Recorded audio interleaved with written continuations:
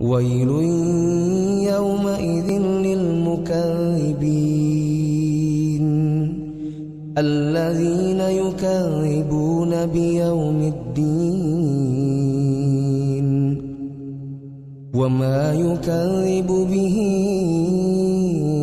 إلا كل معتد أثيم إذا تتلى عليه آياتنا قال أساطير الأولين كلا بل ران على قلوبهم ما كانوا يكسبون يومئذ إنهم عن ربهم يومئذ لمحجوبون ثم إنهم لصالو الجحيم ثم يقال هذا الذي كنتم به تكذبون كلا إن كتاب الأبرار لفي عليين وما أدراك ما عليون كتاب مرقوم يشهده المقربون إن الأبرار لفي نعيم على الأرائك ينظرون تعرف في وجوههم نضرة النعيم يسقون من رحيق مختوم ختامه مسك وفي ذلك فليتنافس المتنافسون ومزاجه من تسنيم عينا يشرب بها المقربون إن الذين أجرموا كانوا من الذين آمنوا يضحكون وإذا مروا بهم يتغامزون وإذا انقلبوا إلى أهلهم انقلبوا فكهين وإذا رأوهم قالوا إن هؤلاء لضالون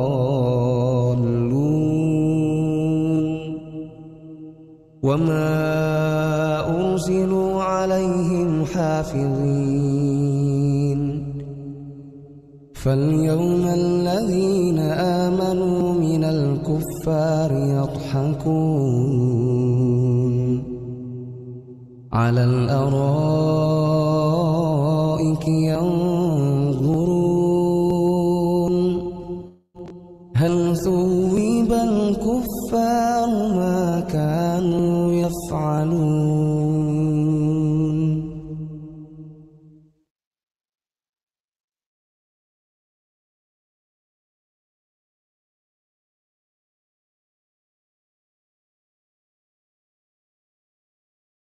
بسم الله الرحمن الرحيم إذا السماء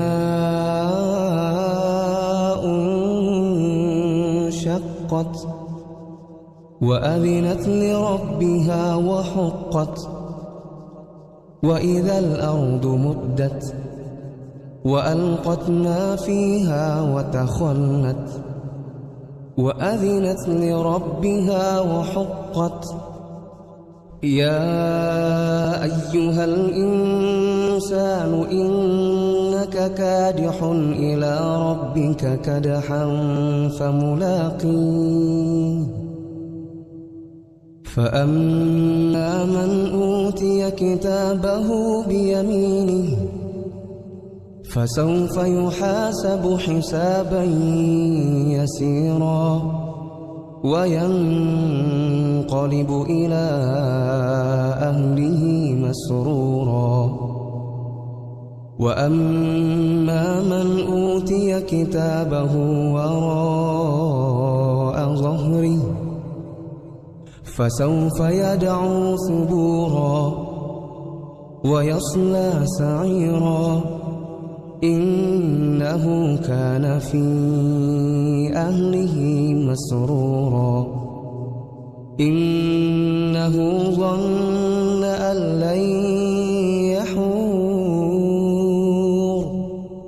بلى إن ربه كان به بصيرا فلا أقسم بالشفق والليل وما وسق والقمر إذا اتسق لتركبن طبقا عن طبق فما لهم لا يؤمنون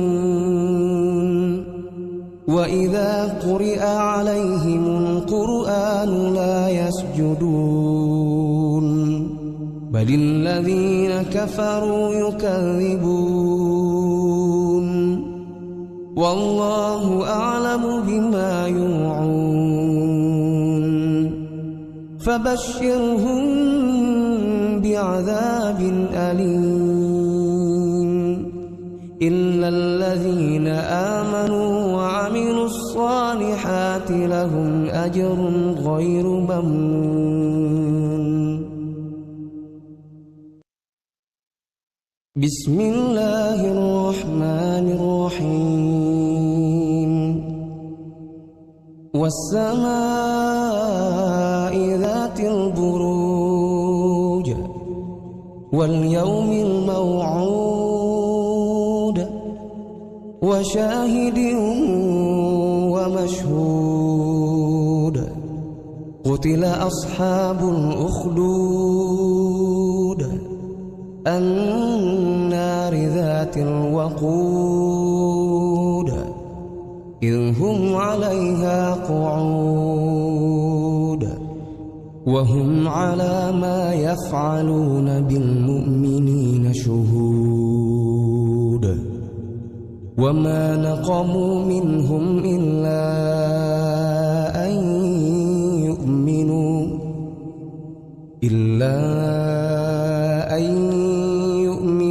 بالله العزيز الحميد الذي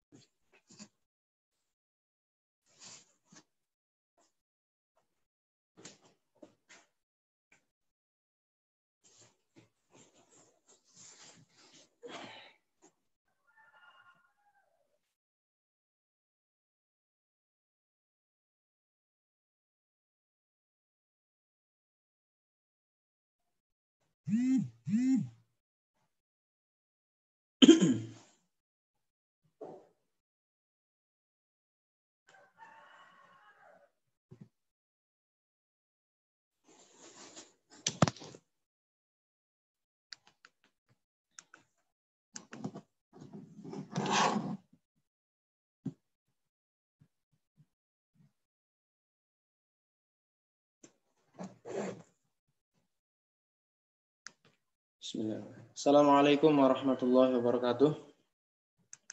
Selamat pagi Ustadz Mintaraga. Kaifa haluk?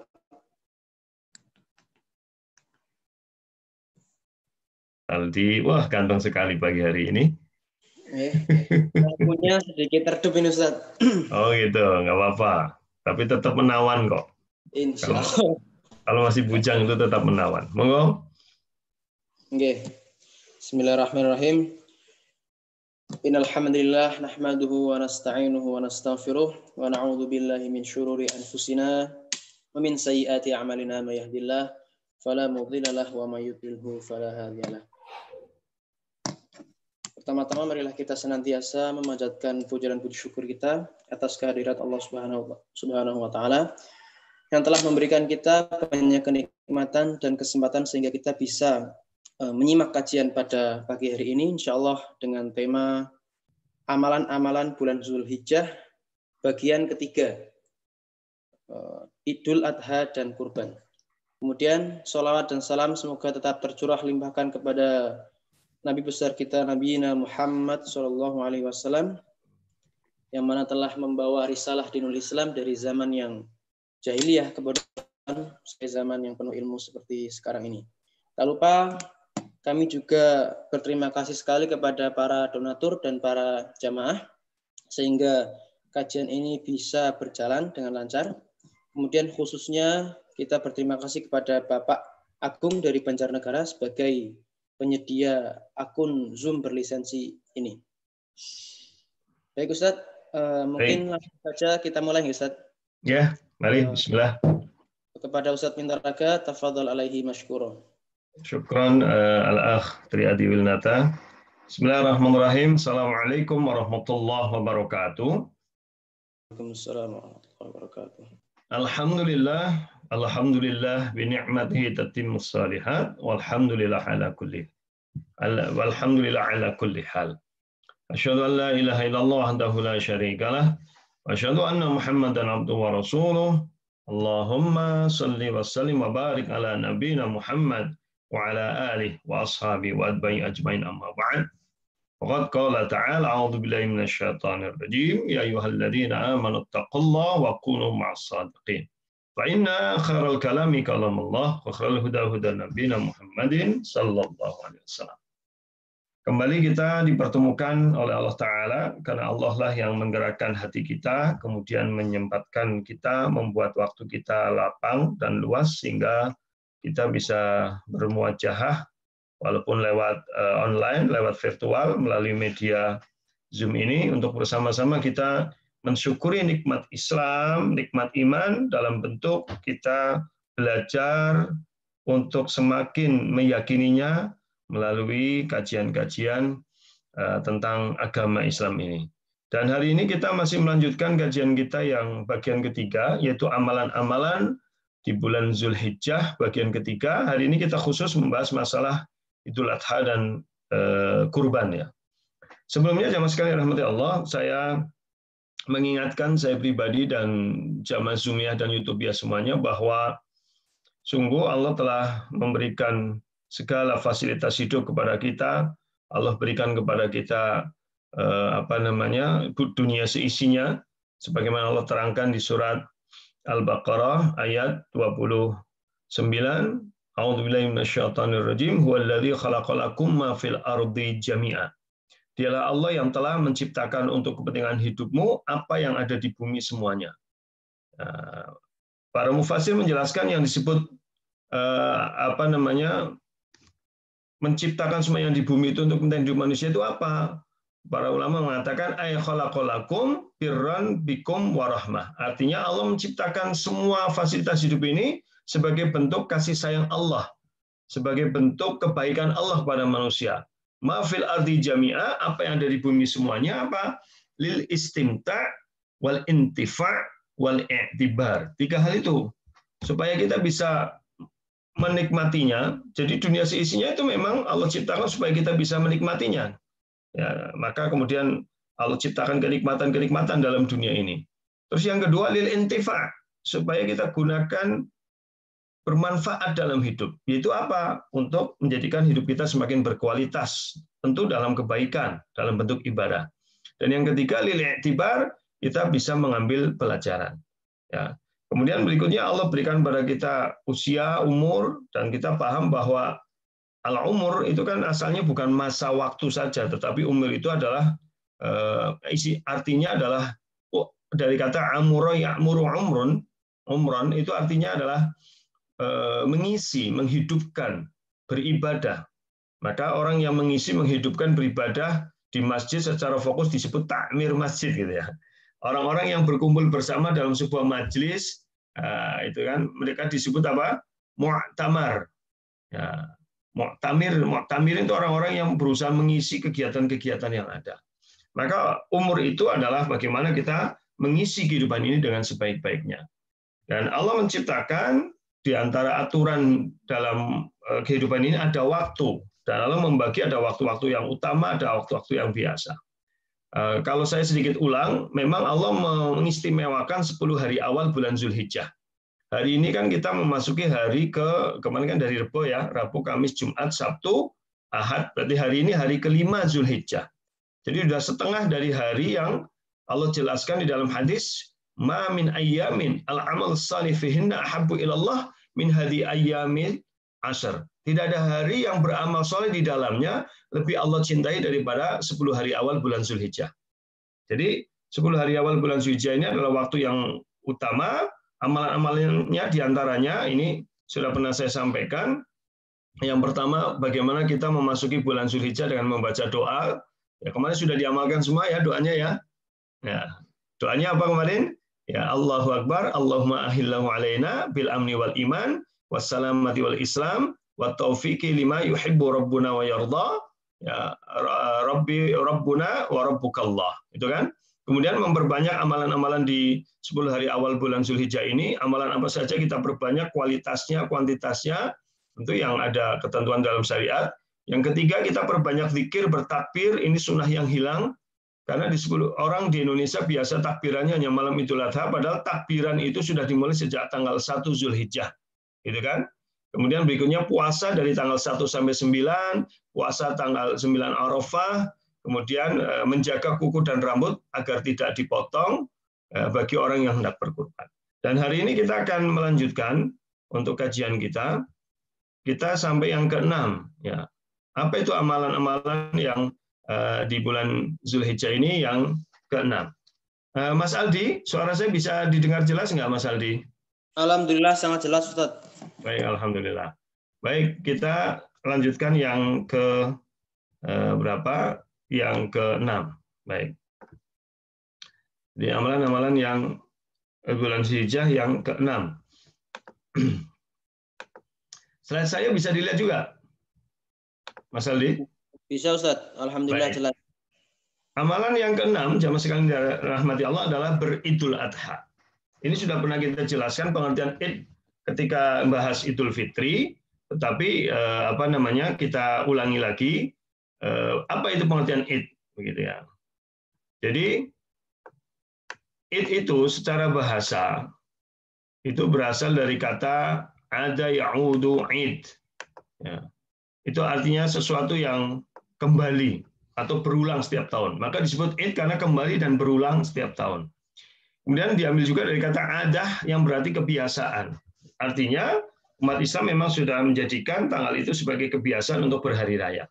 Itu menurut Ibnu Mandur dalam Lisanul Arab halaman 3185. Kemudian istilah id digunakan dalam Al-Quran secara khusus sebagai hari raya. Ini dari surat Al-Maidah ayat 114. Surat Al-Maidah ayat berapa? 114. Di sini disebutkan, A'udzubillahi minasyaitonirrajim. Qala Isa ibnu Maryam Allahumma rabbana anzil alaina ma'idatan minas sama' taquluna lana 'idan li awwalina wa akhirina wa ayatan minka warzuqna wa anta khairur raziqin. Perhatikan yang warna hijau itu yang saya tebalin gitu kan. Ini kan kisah hari raya bagi umatnya Nabi Isa alaihissalam. Ketika Isa putra Maryam berdoa, ya Allah, turunkanlah sekiranya kepada kami suatu hidangan dari langit yang hari turunnya akan menjadi apa? Idan. Id. Nah, di sini ada kata-kata apa? Id. Nah, ini saya garis bawah. Apa artinya sebagai hari raya bagi kami? Itu orang-orang yang bersama kami dan yang datang sudah kami dan menjadi tanda bagi kekuasaan Kau dan berilah rizki kami dan Kaulah pemberi rizki yang paling utama. Jadi memang hari turunnya hidangan dari langit bagi umatnya Nabi Isa alaihissalam itu menjadi hari raya dan di sini digunakan kata id maka Id itu artinya hari raya. Maka kalau dulu itu ada orang bertanya, sebenarnya siapa sing marahi badak akeh panganan, ya itu umatnya Nabi sama umatnya Nabi Isa. Karena umatnya Nabi Isa itu meminta agar turun hidangan dari langit, dan saat turun hidangan makanan banyak itu menjadi hari raya, gitu ya. Kemudian apa arti adha? Ini sebenarnya sudah pada kajian hanya kurban yang dikurbankan, tetapi saya ulang kembali ya. Apa itu adha? Adha berasal dari kata apa? Udhiyah, ya, atau dari kata doha. Itu udhiyah atau apa? Doha, yang artinya hewan sembelihan atau menyembelih di waktu duha. Itu hewan sembelihan atau menyembelih di waktu duha. Ini dalam Mu'jam Al-Wasit juz 1 halaman 1109. Bisa juga diambil dari kata ad-dohwah. Ya, dinamakan ad-dohwah karena dilakukan di awal waktu pelaksanaannya, yaitu waktu duha. Dengan sebab ini hari tersebut disebut dengan hari raya adha. Jadi disebut hari raya adha itu karena adha itu artinya menyembelih di waktu duha. Jadi adha itu merujuk pada waktu, karena memang sunnahnya menyembelih, hal waktu yang paling utama menjadi hewan kurban itu ya setelah sholat Idul Adha di waktu duha. Nah, demikian juga dalam hadis, kenapa disebut Idul Adha? Ini riwayat Imam Tirmidzi dalam kitab As-Shaum nomor 802. Ya, Al-Fitru yauma yuftirun nas, hari raya fitr adalah hari ketika orang berbuka, maka disebut fitr. Wal adha yauma yudhhin nas, wal adha yauma yudhhin nas. Dan hari raya Idul Adha adalah tak kala orang-orang pada menyembelih di waktu duha. Maka disebut dengan duha. Jadi istilah adha itu lebih merujuk pada waktu. Yang kedua, kita mengenal istilah nahar. Maka di Arab itu ada istilah Idul Nahar. Ya, Idul Nahar itu artinya, an-nahar itu adalah penyembelihan, tapi cenderung kepada tempat disembelihnya, leher bagian bawah. Karena onta itu kan panjang. Leher onta itu panjang, dan menyembelih onta itu bukan di leher bagian atas, tetapi di leher bagian bawah. Ya, gitu. Maka disebut nahar itu kan, penyembelihan atau leher sebelah bawah atas dada. Itu wanhar, gitu ya. Itu berkorbanlah. Jadi maka disebut wanhar di sini karena menyembelih onta itu kan lehernya panjang begini, yang disembelih itu bukan di dekat kepala, tetapi yang disembelih di bagian ini. Coba ya, saya tampilkan sebentar videonya. Mungkin jamaah pengen melihat, ada nggak videonya? Ada. Ya, sebentar. Video bagaimana menyembelih onta. Onta itu disembelih di leher bagian bawah. Ya, sebentar. Ini menyembelih onta ya. Ini, sebentar. Saya tampilkan dulu. Bentar. Baik ya. Baik. Halo Mas Aldi. Halo Ustaz. Ini bisa jelas nggak terlihat? Belum Ustaz. Belum ya? Belum Ustaz. Baik, coba saya tampilkan. Bismillah. Yang ini. Udah terlihat belum, jamaah sekalian? Ini sudah terlihat Ustaz. Nah, ini kalau menyembelih onta itu begini nih. Nah ini. Jadi yang disembelih bagian sini. Ini. Jadi kalau onta disembelih itu di nahar namanya. Nahar itu leher bagian bawah. Pisaunya sangat pendek. Ini kita lihat. Kalau menyembelih onta itu. Ya. Jadi kalau menyembelih onta itu di leher sini nih, di sini. Ini lihat nih, bukan di atas sini, tapi di sini. Nih. Nah, ini udah disembelih. Ya. Ini namanya nahar, leher bagian bawah. Nah, ini lihat nih. Disembelih bagian bawah sini. Nih. Situ. Ini namanya nahar. Ya. Saya kira sudah jelas ya. Tadi hanya apa namanya? Ya gitu. Gimana Mas Aldi, udah jelas dilihat tadi? Jamaah sekalian? Bisa melihat jelas ya? Jadi nyembelih itu namanya nahar. Jadi nahar itu jadi leher bagian bawah. Itu disebut dengan nahar. Nah, kemudian yang ketiga yang terkenal di Indonesia disebut dengan kurban. Ya. Dan sebenarnya istilah awal itu istilahnya kurban. Dan kalau tadi saya ulangi, kalau adha itu merujuk pada waktu, nahar merujuk pada tempat yang bagian yang disembelih pada onta, sedangkan kurban ini justru pada misinya. Dan di Indonesia dipilih kata-kata kurban ini tepat sekali karena memang misi ibadah ini ada di kurban. Kurban dari kata koruba yakrubu artinya dekat. Jadi maksudnya apa? Suatu bentuk pendekatan diri kepada Allah dengan cara dan hal tertentu, itu kurban. Jadi berkurban itu mendekatkan diri kepada Allah, karena kurban itu artinya itu. Dalam bentuk apa? Menyembelih hewan tertentu di waktu tertentu dengan ketentuan tertentu. Ya, ini di Mujam' al-Wasit juz 2 halaman 361. Dan istilah kurban ada dalam Al-Qur'an surat Al-Maidah ayat 27. Watslu alaihim nababna Adam bil haqq id qarraba qurban. Ini yang warna hijau, tak kala keduanya mendekatkan diri kepada Allah dengan kurban. Jadi Qabil dengan Habil waktu itu, Qabil adalah petani dan sedangkan Habil adalah peternak. Nah, jadi Qabil mengorbankan gandumnya yang bagus, sedangkan Habil mengorbankan hewan ternaknya yang gemuk. Tetapi yang diterima kurbannya Habil, kenapa? Karena Qabil ketika berkurban itu yang gandum yang ngempol-ngempol, ngempol itu apa? Yang bernas itu dia makan sendiri. Yang dikorbankan tuh gandum yang kurang berkualitas. Sehingga yang diterima korbannya Habil, disitulah kemudian Qabil iri dan selanjutnya kisahnya. Itu kisah kurban. Ya.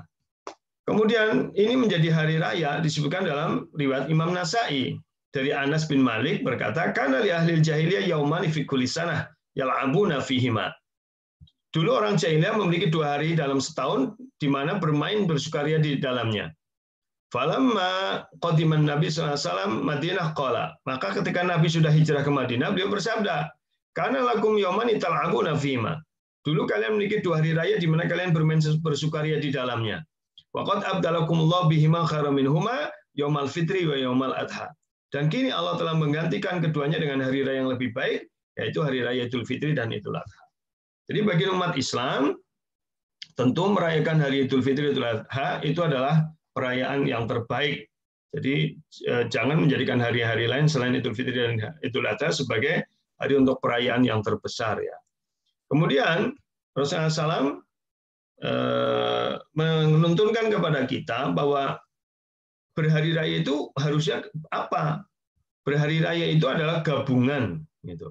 Ungkapan syukur, zikir, takbir, sholat id, berkurban untuk mengagungkan kebesaran Allah dan bergembira dengan bentuk hiburan dan permainan yang mubah yang tidak bertentangan dengan agama, karena Islam agama yang sesuai dengan fitrah manusia. Jadi boleh bergembira, ya bersenang-senang, tapi dengan hiburan yang tidak dilarang oleh agama, dan hari raya itu bentuknya lebih ke arah bagaimana kita bersyukur, berzikir, bertakbir, bersolat id dan berkurban. Itu hari raya. Berikutnya yang ke-7, sholat Idul Adha. Bagaimana ketentuan sholat Idul Adha? Sholat Idul Adha itu hukumnya didasarkan Al-Quran, hadis, dan ijma'. Jadi memang para ulama berbeda pendapat pada 2 pendapat. Satu adalah sunnah muakkadah, karena Rasulullah tidak pernah meninggalkan. Tetapi Rasulullah tidak secara pasti mengatakan ini wajib. Ya, sehingga sebagian besar ulama berpendapat ini sunnah muakkadah.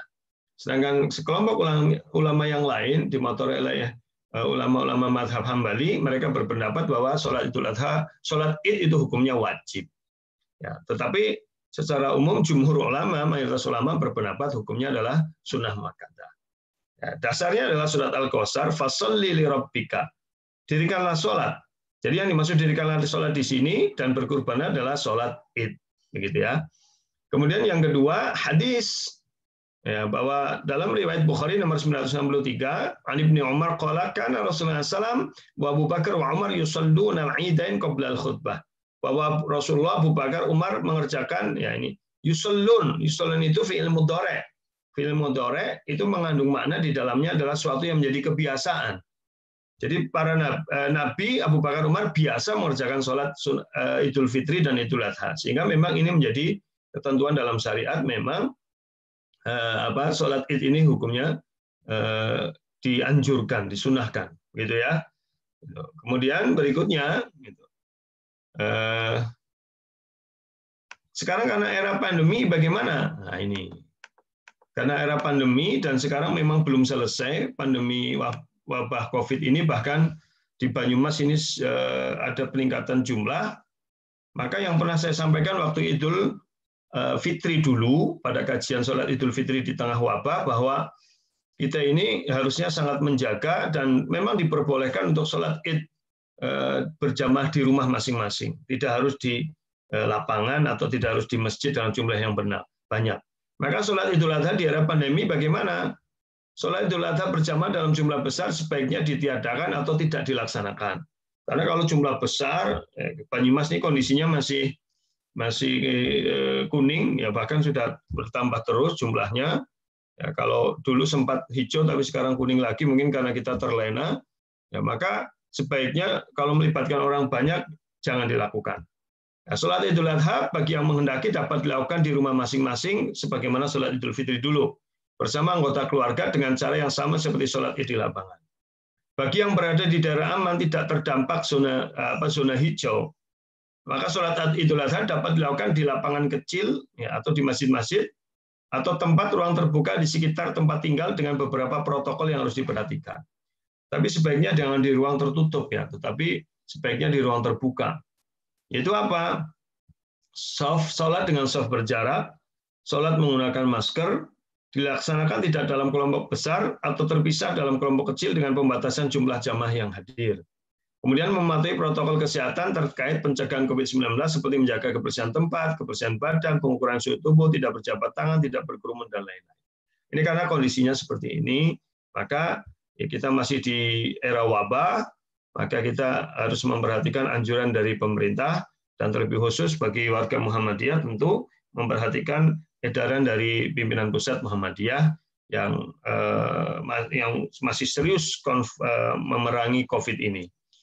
Nah, tapi secara umum, kalau memang tidak terjadi wabah dan memang atau di daerah hijau yang memungkinkan, ada beberapa adab sebelum sholat Idul Adha. Dan adab ini pun bisa dilakukan bagi orang yang sholat Idul Adha di rumah. Pertama, mandi berhias dengan memakai pakaian yang bagus dan wangi-wangian. Jadi orang yang menghadiri sholat disunahkan mandi berpakaian bagus, berpenampilan rapi. Walaupun nanti sholatnya misalkan tidak di lapangan atau tidak di masjid, tapi sholat Id di rumah masing-masing karena kondisinya masih seperti ini, maka bukan berarti ratus ya. Mentang-mentang sholat Id nang omah ratus, kelambina panane, lah ini yang kadang keliru. Sementara kalau sholat Id di lapangan atau di masjid pada atus, kelambina sing anyar, apik-apik, berarti itu jelas mereka melakukan itu bukan karena Allah, tapi kepengen fashion, ya, pengen pada pamer. Ya, jadi kalau memang ini sunnah yang harus kita tepati, maka ya sekalipun sholat Id di rumah tetap mandi, berpakaian bagus, berpenampilan rapi. Sebagaimana asar dari para sahabat, Abdullah bin Umar biasa mandi pada hari raya Id sebelum sholat. Kemudian ini juga sama dalilnya mandi dulu, gitu ya. Kemudian ini juga sama, jadi menggunakan pakaian yang terbaik. Pernah Umar mengambil jubah dari sutra yang dijual di pasar, dia pun mengambilnya lalu dibawa kepada Rasulullah. Saya berkata, ya Rasulullah, berilah ini agar engkau bisa berhias dengannya untuk hari Id dan para utusan. Dan Rasulullah menerima pemberian Umar ini. Kemudian masalah memakai wangi-wangian dari cucu Nabi SAW, Hasan, kunna amarona Rasulullah SAW fil Idain. Rasulullah SAW memerintahkan kepada kami untuk pada 2 hari raya memakai pakaian terbaik dan memakai wangian terbaik yang kamu punya. Jadi begitu. Jadi anjuran memakai pakaian yang bagus bukan berarti bahwa pakaian itu mahal dan mewah, melainkan yang terpenting adalah kerapian dan kesuciannya. Karena memang hari raya bukan arena pertunjukan perhiasan, kekayaan dan kemewahan. Jadi bukan arena cara seperti untuk pamer-pamer perhiasan dan pakaian. Adapun berhias dengan memakai wangi-wangian bagi wanita tidak boleh berlebihan karena dapat menimbulkan fitnah. Itu apabila sholat Idnya di luar rumah. Tapi bila di rumah bersama keluarga ya boleh. Karena kan yang mencium paling suaminya justru itu menjadi ibadah. Ya, kalau para emak justru kalau di rumah butuh pada wangi ya. Aja nang rumah malah mandu brambang, mambu aromaterapi rasa jeruk kecut gitu ya. Ini para wanita kadang-kadang begitu itu. Nek metu pada atus wangi-wangi, tapi giliran di rumah malah apa nane kayak gitu ya Pak Dokter Daliman. Pak Dokter Daliman ikut ngaji bersama kita, alhamdulillah. Gitu ya Pak Dokter. Jadi kadang-kadang wanita itu kalau di rumah apa adanya gitu, tapi kalau keluar rumah wangi-wangi lah, ini yang harus kita rubah. Nanti hari raya ya gitu, penampilan yang baik dan jangan berhias yang berlebihan. Batas berlebihan itu sampai merubah ciptaan Allah. Jadi kalau hanya merapikan alis dalam pengertian supaya dikasih minyak yang bagus itu boleh. Tapi kalau alisnya sampai disulam, dicukur, diganti, ya ini yang tidak boleh karena sudah merubah ciptaan Allah. Gitu ya. Kemudian kalau kebetulan sholat idnya itu bisa di luar, ya alhamdulillah qadarullah, misalkan daerahnya memang aman, bisa sholat id di tanah lapang, maka para wanita sebaiknya jangan memakai wangian yang berlebihan. Karena ayyuma imra'atin istatarat famarat ala qamil yajiduriha fayazaniyatun. Ini Rasulullah SAW pernah bersabda, siapapun perempuan yang memakai wewangian lalu dia melewati kaum laki-laki agar mereka mendapatkan baunya, maka dia hukumnya sama dengan berzina. Jadi wanita-wanita yang memakai wangian dengan tujuan supaya laki-laki lain mencium bau wanginya, maka itu hukumnya berzina. Ya, artinya kalau wanginya berlebihan, makanya wangi wanita itu cukup yang lembut, yang tidak mencolok dan tidak sampai bertujuan untuk dicium laki-laki lain. Cukup dicium oleh suaminya saja lah, ya dicium oleh Pak Chandra karena dari Bu Chandra sih itu, dicium oleh Pak Daliman, ya Daliman sih yang pakai gitu, dicium oleh Pak Agus Sukoyo yang dia Tambua, ya begitu ya Mbak Husnul pakai wangi-wanginya kalau di rumah biar Pak Agus betah, begitu ya. Baik, berikutnya bertakbir ketika menuju tempat sholat id. Jadi kalau kita sholat idnya di tanah lapang atau di masjid, ya menuju ke sana kita bertakbir. Ya disunahkan mengeraskan suara. Kalau di rumah gimana? Sama. Kalau sholat idnya di rumah, ya dia tetap bertakbir menunggu sampai dengan imam memimpin sholat. Gitu ya. Kemudian takbir saya kira sudah dijelaskan dulu. Berikutnya tidak makan sebelum sholat Idul Adha. Jadi sebaiknya sebelum sholat Idul Adha, beda dengan sholat Idul Fitri. Kalau Idul Fitri sebaiknya sebelum sholat sarapan dulu. Kalau Idul Adha, beliau tidak makan pada Idul Adha hingga beliau sholat gitu.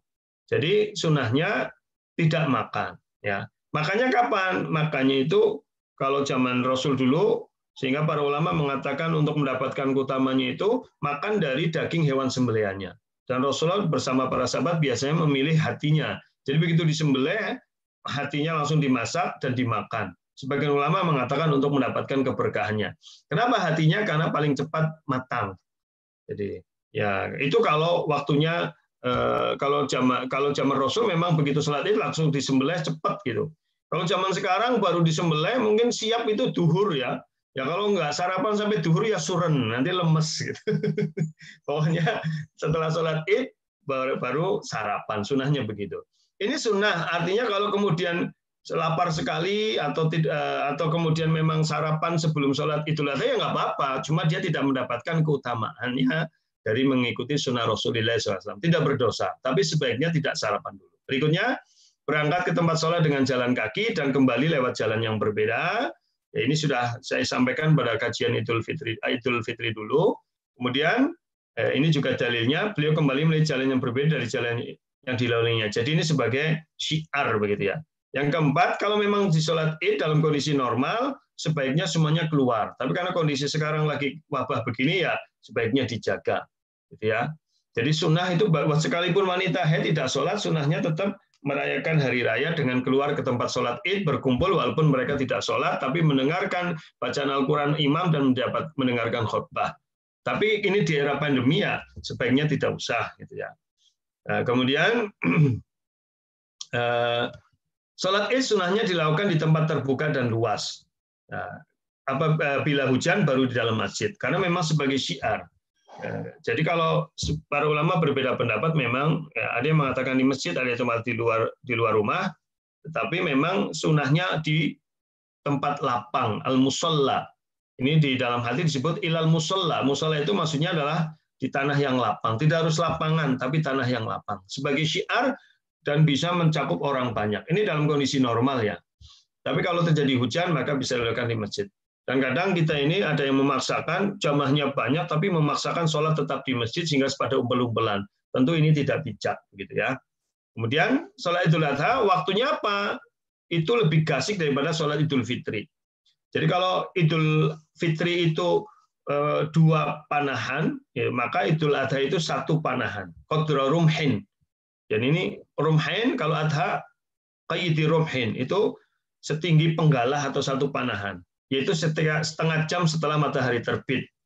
Jadi kalau sekarang matahari terbitnya, sekarang kan syuruknya, sebentar, saya lihat di ini, syuruk itu terbitnya matahari sekarang jam, hari-hari sekarang ini jam, sebentar, jam 5.53, berarti 6:30 lah, itu waktu mulai bisa sholat Idul Adha.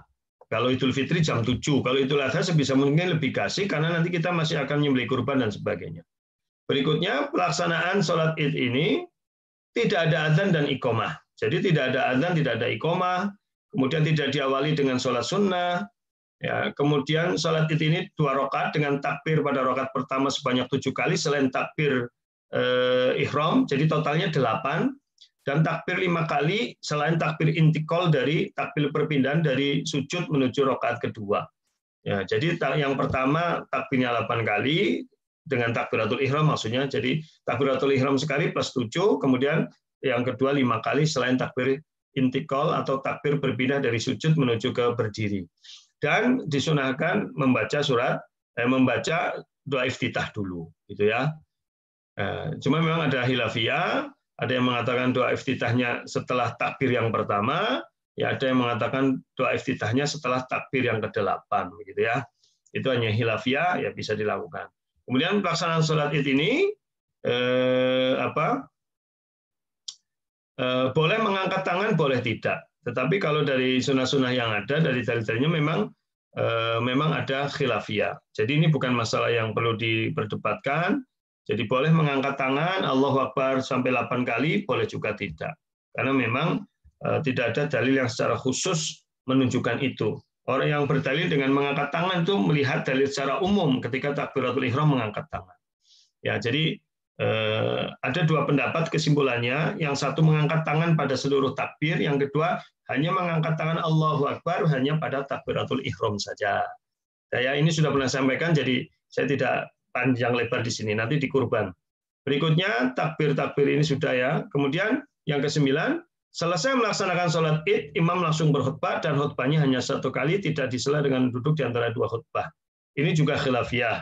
Tetapi yang diambil di Tarjih Muhammadiyah, khutbahnya hanya 1 kali dan tidak ada duduk, gitu ya. Karena dari hadisnya memang tidak menunjukkan khutbah 2 kali. Qama Nabi sallallahu alaihi wasallam yaumal fitri fa shalla fa bada bis shalah summa khutbah. Nabi berdiri pada hari raya untuk mengerjakan salat, beliau memulai mengerjakan salat kemudian berkhutbah. Tidak disebut 2 khutbah. Ya, kemudian khutbah dimulai dengan tahmid bukan takbir. Ini banyak yang kesalahan yang terjadi.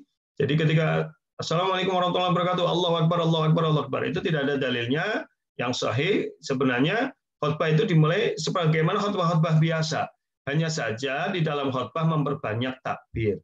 Jadi bukan khutbah dimulai dengan takbir, tapi khutbah tetap dimulai dengan Alhamdulillahirabbil alamin, kemudian syahadat dengan sholawat.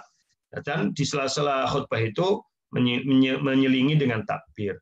Jadi bukan diawali dengan takbir, gitu ya. Kemudian yang ke-10 mendengarkan khutbah hukumnya sunnah. Jadi di dalam hadis ini barang siapa yang mau mendengarkan silahkan, tentu akan mendapatkan kelebihan keutamaan. Barang siapa yang mau mendengarkan, tidak mendengarkan, dia boleh pergi. Yang ke-11 boleh mengucapkan selamat hari raya, hukumnya tidak bid'ah karena memang para ulama mengatakan boleh. Bisa taqabbalallahu minna wa minkum, bisa dengan kalimat-kalimat yang lain sesuai dengan uruf. Ini sudah kita bahas dalam saat Idul Fitri. Gitu ya, pada pembahasan Idul Fitri. Ini kan Ibnu Taimiyah mengatakan tentang ucapan selamat hari raya Id seperti sebagian orang mengatakan pada lainnya taqabbalallahu minna wa minkum dan semacamnya. Jadi bukan hanya itu, boleh dengan kalimat-kalimat yang lain. Maka seperti ini telah diriwayatkan oleh beberapa sahabat Nabi. Mereka bisa mengucapkan kalimat itu, jadi kalimatnya tidak ada ketentuan, boleh sesuai uruf tetapi yang mengandung makna kebaikan. Saya kira begitu. Jadi tidak perlu diperdebatkan lebih banyak. Dulu ada meme-meme di WA yang mencela itu, ternyata yang disandarkan pada salah satu ustadz yang terkenal, Tetapi ternyata Ustadz itu membantah, dia tidak pernah mengatakan itu. Jadi kalau Idul Fitri mengatakan minal aidin wal faizin, boleh saja, itu doa kebaikan. Ya, baik. Kesimpulannya itu. Kemudian yang ke-8, nah ini, berkurban. Ke-8 dari total amalan-amalan sunnah yang dilakukan di bulan Zulhijjah, gitu ya. Itu.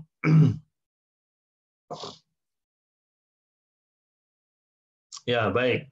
Oh ya, ini tadi ada tambahan, mohon maaf, saya dapat tambahan dari Pak Irawadi ini, beliau meminta saya untuk menyampaikan ini, bahwa memang sekarang Banyumas sedang meningkat kondisi wabah COVID-nya, bukan saja karena pengendalian kita kurang, tapi juga karena Pemkab melakukan tes swab secara masif untuk mencari OTG. Jadi bukan karena kurang itu, tadi mohon maaf, ya, saya kan hanya menyampaikan tadi mungkin kita lalai gitu, karena ternyata kan memang terlihat masyarakat di era new normal kemarin kemudian memang jadi kayak mereka keluar dari lama nggak keluar rumah, terus keluar jadi sering kumpul rame-rame. Tapi juga karena sekarang dilakukan tes swab massal sehingga ketahuan ternyata banyak OTG, orang tanpa gejala. Ya, jadi ternyata ini yang tujuannya untuk melindungi orang-orang yang punya sistem imun lemah, terutama para orang tua dan anak-anak. Jadi begitu. Jadi bagaimanapun juga tadi saya sampaikan, kalau sesuai edaran PP Muhammadiyah memang sebaiknya dalam kondisi seperti ini tidak melaksanakan dalam jumlah yang besar atau banyak. Jadi karena kondisinya masih seperti ini, seandainya dilakukan di tempat lapang ya harus menjaga betul protokol kesehatan, gitu ya. Gitu. Kemudian berkurban sekarang. Terima kasih Pak Irawadi. Nah ini info tambahannya gitu ya. Berikutnya berkurban gitu. Bagaimana? Kurban itu apa? Al-udhiyah wa tahiyah ismun lima yudbahu minal ibil, lima yadbahu minal ibil, yudbahu minal ibili wal baqari wal ghanami yauman nahri wa yaumit tasyrik taqarruban ilallahi taala. Jadi pengertian udhiyah itu adalah apa yang disembelih, ya, hewan-hewan yang disembelih baik itu onta, sapi, kambing pada hari raya penyembelihan dan hari-hari tasyrik sebagai bentuk pendekatan diri kepada Allah Ta'ala. Begitu ya. Jadi ada pembatasan yang harus kita pahami. Jadi pengertian kurban itu apa? Hewan ternak tertentu yang disembelih sebagai bentuk peribadatan kepada Allah pada hari raya Idul Adha dengan hari tasyrik. Jadi gampangnya, yang namanya korban itu adalah binatang tertentu, ya, disembelih karena mengingat mendekatkan diri kepada Allah di waktu tertentu gitu. Jadi kalau bahasa kita, hewan tertentu yang disembelih dengan niat tertentu ya pada waktu tertentu. Berarti ada 3 yang dibahas. Pertama, hewan tertentu. Bagaimana hewan-hewan itu ketentuannya? Kedua, waktu tertentu. Ya sudah, nanti kita bahas kapan waktu menyembelih kurban. Dan yang ketiga, niat karena ibadah. Jadi yang niat ibadah sudah jelas, berarti yang 2 ini akan kita bahas, gitu ya. Dalilnya sudah jelas bahwa wanhar, berkorbanlah. Sehingga memang para ulama terbagi 2, satu sunnah, yang satunya adalah wajib. Sebagian ulama mengatakan hukumnya wajib. Dan ibadah kurban sudah ada sejak zaman Nabi Adam, tapi menjadi syariat khusus itu pada zaman Nabi Ibrahim alaihissalam. Itu ya, harus dipahami itu. Ini sudah saya bahas dulu dalam kurban yang dikorbankan. Kemudian di surat Al-Hajj 34 dijelaskan, walikul ummatin ja'alna mansakan. Setiap umat memang ada syariat penyembelihan hewan kurban supaya mereka mengingat Allah pada hewan ternak yang telah disediakan Allah pada mereka. Ya. Kemudian ini ada hadis man wajada sanatan falam yutahi falyaqrabanna musallana. Barang siapa punya kemampuan, jadi dia mampu. Musim pit tuku pit gitu ya. Ya, musim layangan tuku layangan, giliran musim kurban tukune areng karo tusuk ketok. Nah, ini kan kelakuan plus 62. Jadi ya kadang-kadang motor nganti pada nyelengi, giliran kurban orang pada nyelengi ya. Bahkan kalau ada orang mampu maka tidak boleh mendekati tempat sholat id kami, kata Rasulullah. Kemudian dalam hadis yang lain, kami wukuf bersama Nabi dan kami pernah mendengar, wahai manusia, bagi setiap rumah seekor hewan kurban setiap tahun. Jadi satu rumah minimal 1 hewan setiap tahun. Jadi kurbannya bukan hanya seumur hidup sekali, itu salah satu qaul Syafi'iyah. Tapi qaul Syafi'iyah yang lain itu karena mereka berpendapat al-amru la yufidu tikror. Jadi perintahnya tidak menunjukkan pengulangan. Maka sebagian ulama dalam kalangan qaul, salah satu pendapat dalam kalangan ulama Syafi'iyah, sunnahnya seumur hidup sekali. Tetapi bukan hanya seumur hidup sekali, karena banyak riwayat yang lain seperti ini, sebenarnya sunnahnya setiap tahun. Dan minimal 1 ekor hewan kurban dalam satu rumah. Jadi kalau satu rumah isinya orang 7, 1 ekor cukup. Tapi ke 1 sapi bagus, 2 sapi boleh, nggak ada masalah. 100 sapi kalau mampu juga boleh. Ya. Kemudian bagaimana pahala kurbannya? Wal ajru fil udhiyah ala qadril qimah mutlaqan. Pahala hewan kurban dilihat dari semakin berharganya hewan yang dikurbankan. Ini udah pernah saya sampaikan, karena harga hewan kurban bervariasi tergantung pedagang. Bisa juga ada orang beli 20 juta, dapatnya kecil. Tapi ada orang yang beli 19 juta, dapatnya lebih besar. Nah, bagaimana pahalanya? Ya, insya Allah ya berdasarkan biaya yang dikeluarkan, gitu ya. Jadi kalau ada orang urunan 3.100.000, ternyata dapat hewannya memang harganya mahal, lebih kecil. Ada yang urunannya cuma 2.500.000, tapi dapat hewan kurbannya lebih besar. Mana yang lebih utama? Ya dilihat dari biaya yang dikeluarkan, bukannya sekedar dari hewan kurbannya. Begitu ya. Karena memang dia mengeluarkan biaya lebih besar, ya insya Allah pahalanya lebih besar. Ini dalam fatwa kubronya Ibnu Taimiyah. Berikutnya, kurban itu tujuannya tadi untuk meraih keikhlasan dan ketakwaan. Karena darah dan dagingnya tidak sampai kepada Allah. Tapi yang sampai kepada Allah adalah ketakwaan. Maka orang berkurban itu jangan karena pencitraan itu. Nanti foto di sebelah hewan kurbannya sambil selfie nang sebelah sapi atau wedhus gitu kan. Nah, sebelah wedhus foto selfie, alhamdulillah tahun ini bisa kurban itu. Ya itu kalau yang komen orang-orang yang agak jahil ya di komen, "Wes sapine sing ndi?" gitu ya. "Wes wedhusnya sing ndi di antara foto itu?" Makanya nggak usah selfie-selfie karo wedhusnya ya, itu Pak Twiono ya, santai banget ini mendengarkan pengajian karo selonjor sarungan, Masya Allah. Kopine ndi Pak Twiono, kopine? Siapa puasa hari ini? Baik, lanjutnya. Ya. Keutamaan hewan kurban apa? 1, kurban adalah ibadah yang paling dicintai Allah pada Idul Adha.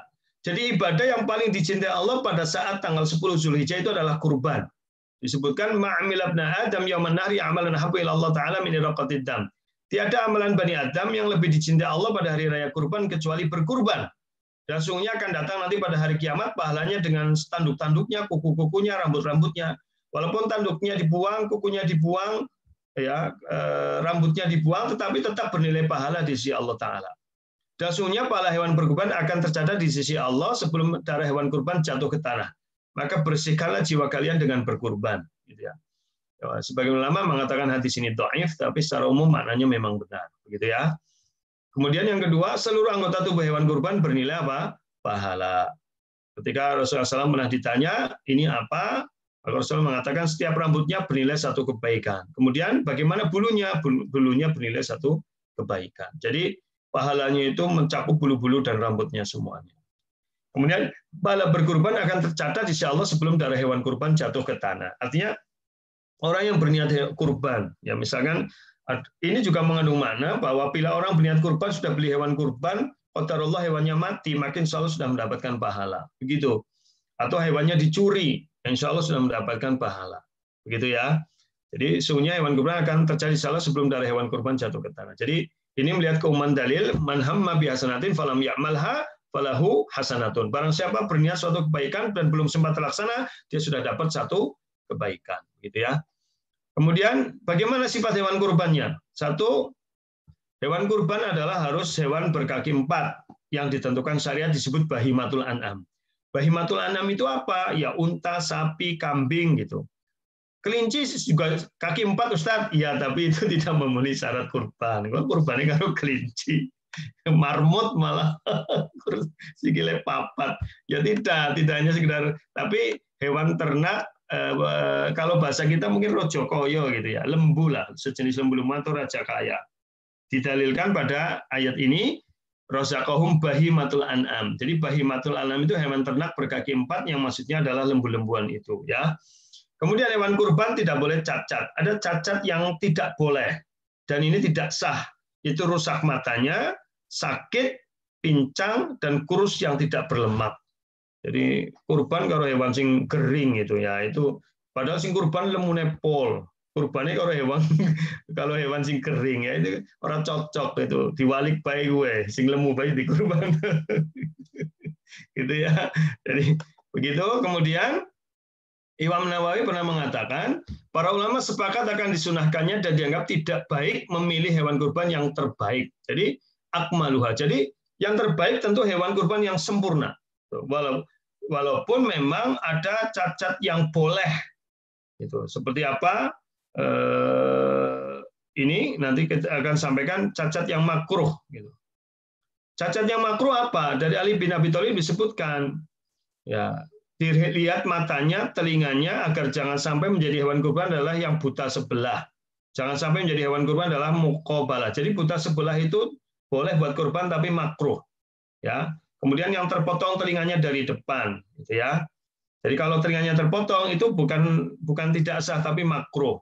Nah, termasuk yang buntutnya potong, termasuk yang tanduknya potong itu sah tetapi makruh. Sebaiknya cari yang terbaik. Ya, terus yang ompong dan sebagainya. Jadi ada cacat yang tidak sah, ada cacat yang makruh. Cacat yang tidak sah itu 4 tadi. Ya, jadi selain itu berarti boleh tapi tidak sempurna. Dan sebaiknya kita berkurban dengan hewan yang terbaik. Ya, ini pernah terjadi. Ya, aku membeli hewan kurban ini hadis riwayat Ahmad. Maka datanglah seekor serigala dan memakan sebagian ekornya atau seluruhnya. Maka aku bertanya pada Rasulullah, maka beliau mengatakan, "Dhahi biha," berkurbanlah dengannya.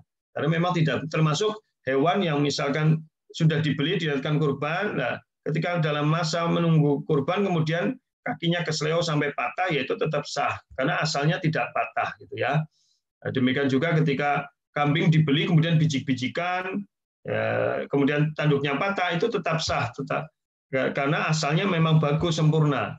Ya, jadi begitu ya, harus dipahami betul. Termasuk kemarin saya dapat berita di sebuah tempat, persaingan antar pedagang sapi, mereka saling curang, sapinya ada yang dipotong, sapi rival pedagang rivalnya dipotong buntutnya. Itu ada yang bertanya kepada saya, sah atau tidak jual belinya? Sah, hewan itu buat kurban sah, ya, tetapi tidak sempurna. Karena potongnya buntut itu bukan cacat yang menyebabkan tidak sahnya hewan kurban, tapi tidak sempurna. Dan naudzubillah kalau sampai persaingan dagang seperti itu. Ini tadi sudah. Kemudian umur hewan kurban bagaimana? Kalau kambing, jadi syaratnya itu poel, berganti gigi. Kalau kambing Jawa itu minimal 1 tahun, kambing domba minimal 6 bulan. Untuk sapi 2 tahun. Udah, itu ya. Jadi dengan pahami baik-baik, saya ulangi. Untuk kambing selain domba gitu ya, bukan hanya kambing Jawa, kambing Etawa, kambing Garut, Garut domba ya, domba Garut itu. Jadi kalau kambing biasa itu minimal 1 tahun. Kalau domba itu minimal atau wedus gembel minimal 6 bulan. Kalau sapi minimal 2 tahun. Bagaimana cara mengetahui itu? Ya tanya pada pedagang, maka belilah kepada pedagang hewan kurban yang dia yang amanah lah, sehingga tidak menipu. Ya, kalau wedus cempe kan munine keton ya, gitu. Kalau sapi juga kalau masih muda juga kelihatan, begitu ya. Ya, apalagi wanita yang sudah tua itu kelihatan banget kalau udah tua. Gitu ya, Bu Eli, lagi ngaji ya Bu Eli, mesem-mesem Bu Eli. Bu Eli sudah tua. Baik, lanjutannya. Kemudian 1 hewan kurban untuk 1 orang atau 1 keluarga. Jadi ini yang terjadi di Indonesia kadang-kadang sekeluarga misalkan Pak Irawadi kurban 1, ya itu nggak perlu. Tahun kemarin sudah buat saya, tahun ini saya niat buat istri, tahun depan buat anak, nggak perlu. Diniatkan untuk 1 keluarga, ya karena kepala keluarganya Pak Irawadi misalkan, ya, maka ya sudah Pak Irawadi saja. Tapi nanti istri dan anaknya juga dapat pahala, tidak perlu begitu. Nah kalau kurbannya 5 gimana Ustadz? Ya bagus, 1 keluarga kurban 5. Apakah perlu diberi nama yang 1 untuk bapaknya, yang kambing kedua untuk ibunya, yang ketiga untuk nggak perlu, udah sekeluarga dapat semua. Misalkan sekeluarga 4 orang kurban sapi, apakah perlu disebut ini kurban ini nggak perlu, udah sekeluarga dapat gitu ya. Di sini disebutkan bahwa pada zaman Nabi seorang berkorban kambing untuknya dan untuk keluarganya. Saya kira ini sudah paham. Berikutnya. Kalau unta 7 orang, sapi juga 7 orang. Jadi bisa berserikat. Minimal ya. Jadi 1 unta minimal untuk 7 orang. 1 sapi juga minimal untuk 7 orang. Kalau 1 sapi untuk 5 orang ya boleh, 6 orang ya boleh, 4 orang ya boleh. satu sapi untuk satu orang, ya boleh, nggak ada masalah. Bahkan satu orang kurban 100 ekor sapi, bagus ya Mas Aldi ya. Gitu. Jadi itu minimal, batas minimal. Jadi kalau misalkan satu sapi untuk 8 orang tidak sah, begitu. Nah, tapi kalau minimal 7 orang. Jadi kalau satu sapi untuk 6 orang boleh, 5 orang boleh. Jadi misalkan ada sebuah masjid ya yang dia membuka kurban, ternyata sudah dapat 5 sapi lah, ada yang sudah daftar 5 orang, kurang 2. Tapi tidak ada.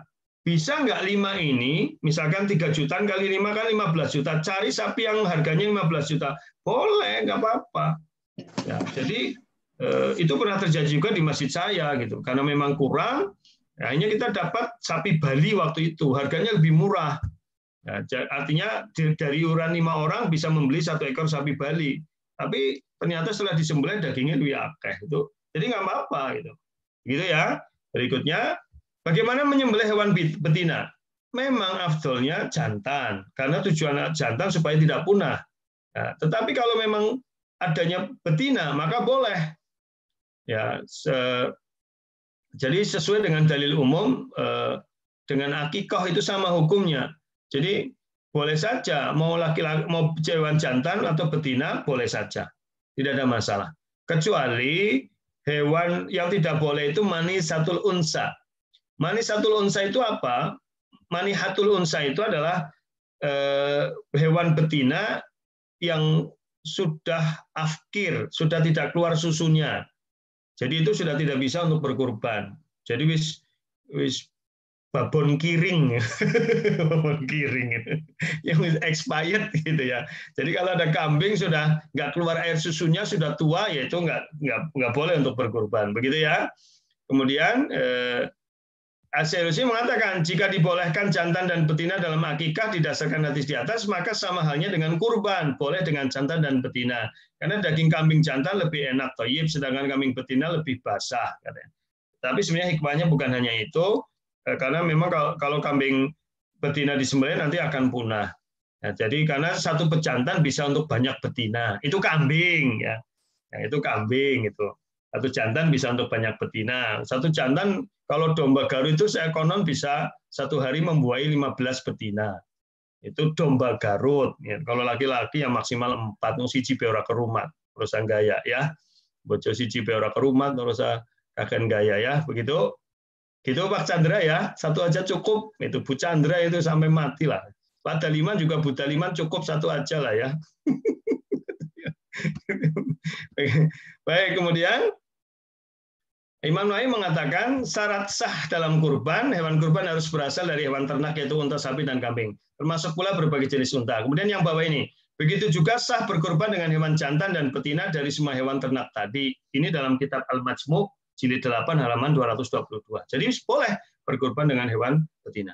Kapan waktu penyembelihannya? Waktu penyembelihan yang terbaik adalah ini, inna awwala man nabda'u bi yaumina hadza an nusalli wa narji'u fananhar. Hal pertama yang kita lakukan pada hari raya ini adalah sholat Id, kemudian kita kembali dan menyembelih kurban. Ini waktu utama. Jadi waktu utama menyembelih kurban adalah pada hari raya Id tanggal 10 setelah sholat Id langsung. Jadi waktu duha, maka disebut udhiyah karena afdalnya di waktu duha. Kalau memang hari pertama tidak sempat, maka bisa di hari-hari tasyrik pada tanggal 11, 12, 13. Kullu ayyamit tasyrik dabhun. Semua hari-hari tasyrik adalah waktu penyembelihan. Ya, ini boleh gitu ya. Jadi waktu yang afdal tanggal 10 habis duha setelah sholat Id.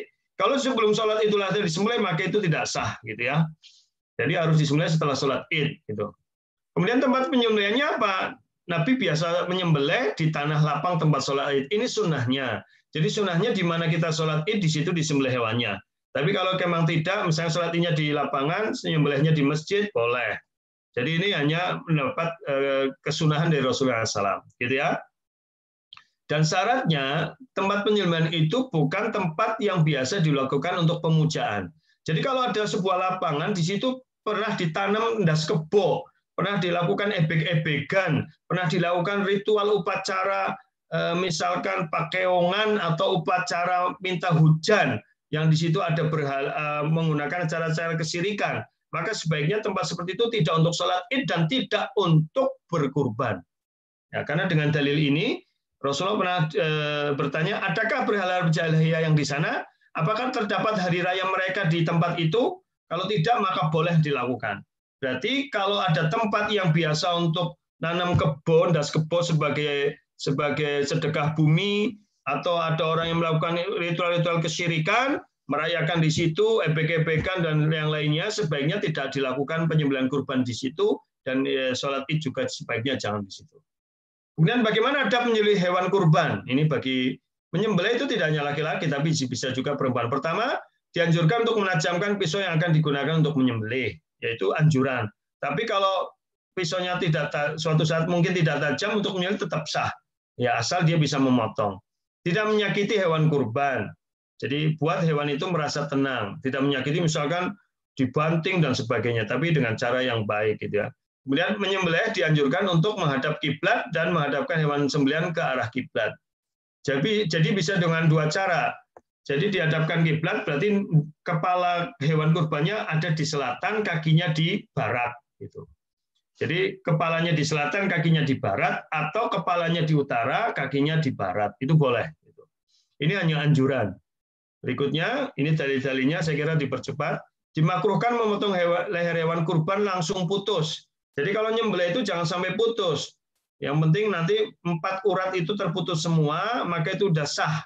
Setelah itu nunggu sampai mati baru diputus. Tapi kalau langsung tugel itu dimakruhkan. Ya. Kemudian menyembelih hewan kurban dengan tangannya sendiri. Jadi sunnahnya itu menyembelih sendiri. Sunnahnya. Ya. Tapi kalau disembelih orang ya boleh. Karena Rasulullah telah memerintahkan Ali bin Abi Thalib untuk ngurusi kurbannya. Ya, yang jumlahnya banyak gitu. Karena Rasulullah tidak sempat melakukan, maka pernah juga berpesan pada Ali bin Abi Thalib. Tapi pernah juga nyembelih sendiri, begitu ya. Nah, ini yang dalilnya tadi bahwa ini menghadap kiblat, kemudian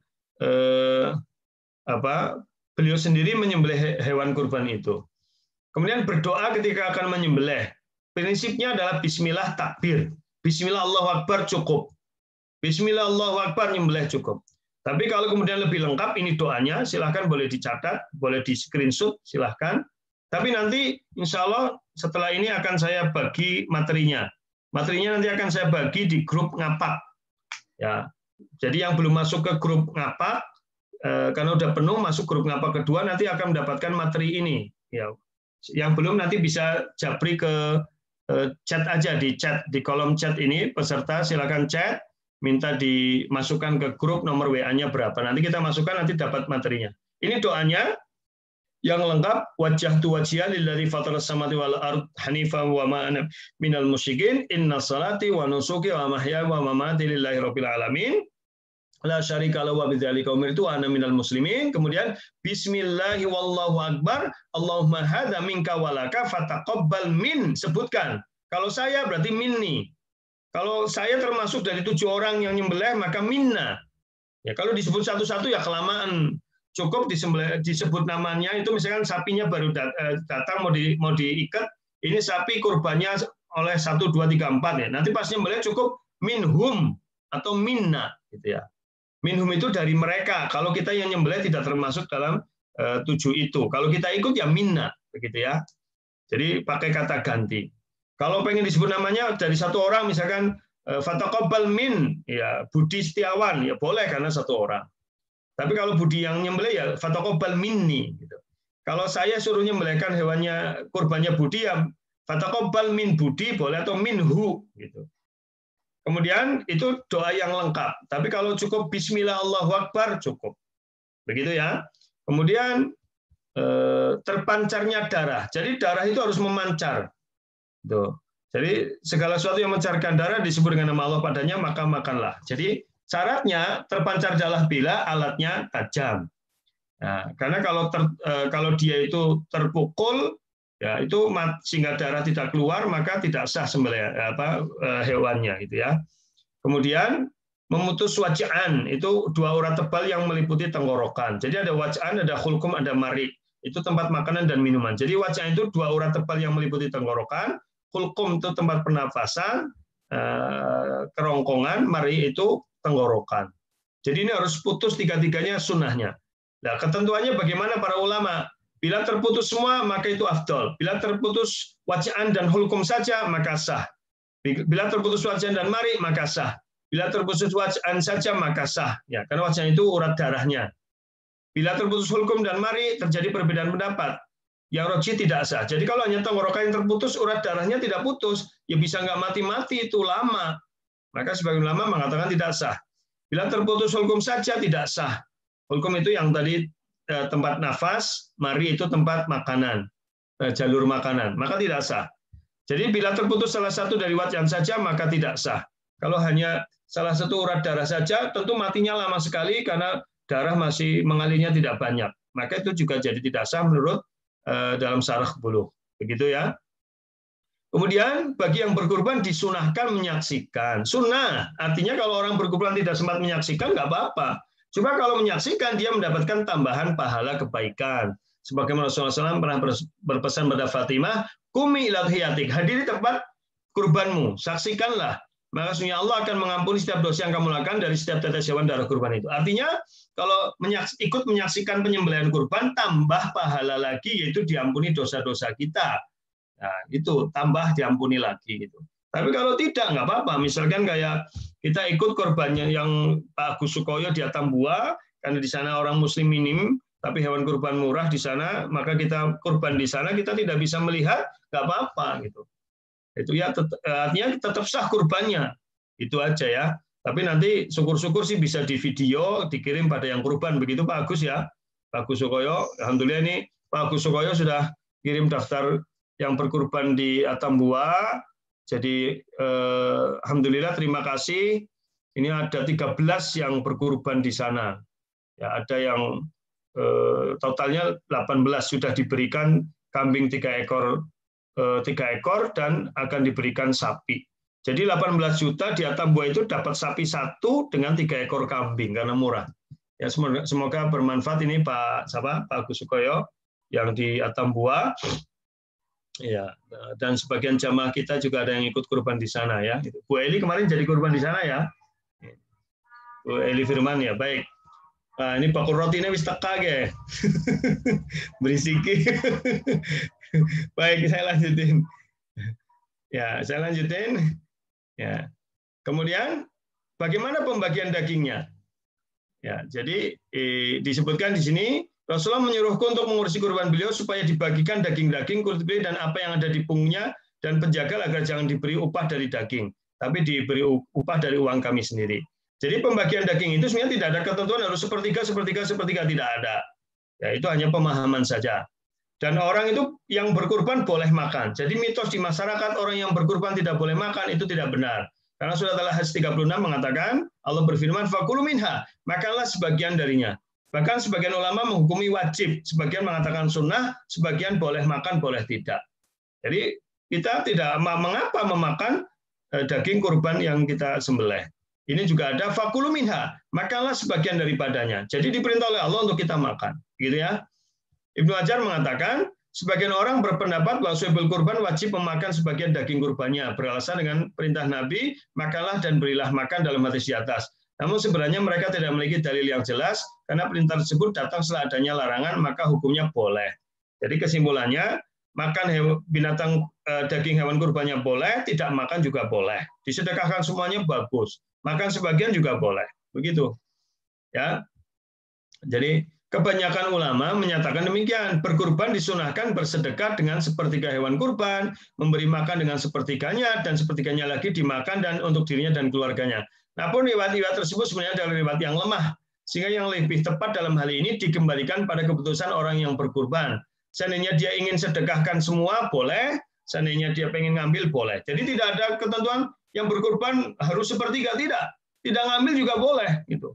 Ya, terus dia ngambil setengah, boleh nggak? Boleh. Tapi harus kurban sisa, kurban jauh setengah. Ini atau apa gitu ya. Ya sepantasnya. Jadi tidak harus sepertiga, tidak harus. Semuanya untuk fakir miskin bagus gitu. Ya, sebagian untuk dia, sebagian untuk fakir miskin, sebagian untuk kerabat, baik kaya atau miskin boleh, nggak ada masalah. Karena meliputi keumuman ini, berilah orang-orang yang sengsara atau fakir, atau yang ini berilah orang yang rela dengan apa yang adanya dan orang-orang yang minta-minta. Jadi orang kaya yang nggak minta-minta diberi daging kurban juga boleh. Orang yang minta-minta juga boleh. jadi nggak ada masalah. Gitu ya. Gitu. Kemudian berikutnya ini ada penjelasan bahwa tadi sudah saya sampaikan ya, bahwa untuk dibagi, beliau minta untuk membagi semua daging kurbannya. Jadi pernah juga Rasulullah berkurban semuanya dibagi. Beliau tidak ngambil, pernah juga. Jadi tidak ada masalah. Intinya, pemanfaatan hasil 9 kurban yang dibolehkan adalah dimakan oleh sohibul kurban, boleh. Intinya itu. Ya. Ya. Itu. Intinya itu. Kemudian disedekahkan kepada fakir miskin, boleh. Dihadiahkan kepada kerabat mengikat silaturahim, boleh. Jadi prinsipnya itu tidak ada masalah. Jadi boleh diantara beberapa ketentuan itu. Kemudian larangan menjual daging dan kulit kurban. Ini dagingnya jelas. Dalam hadis ini jelas. Fakulu minha fakulu watasottaku wastamtau bijuludiha walatabiuha.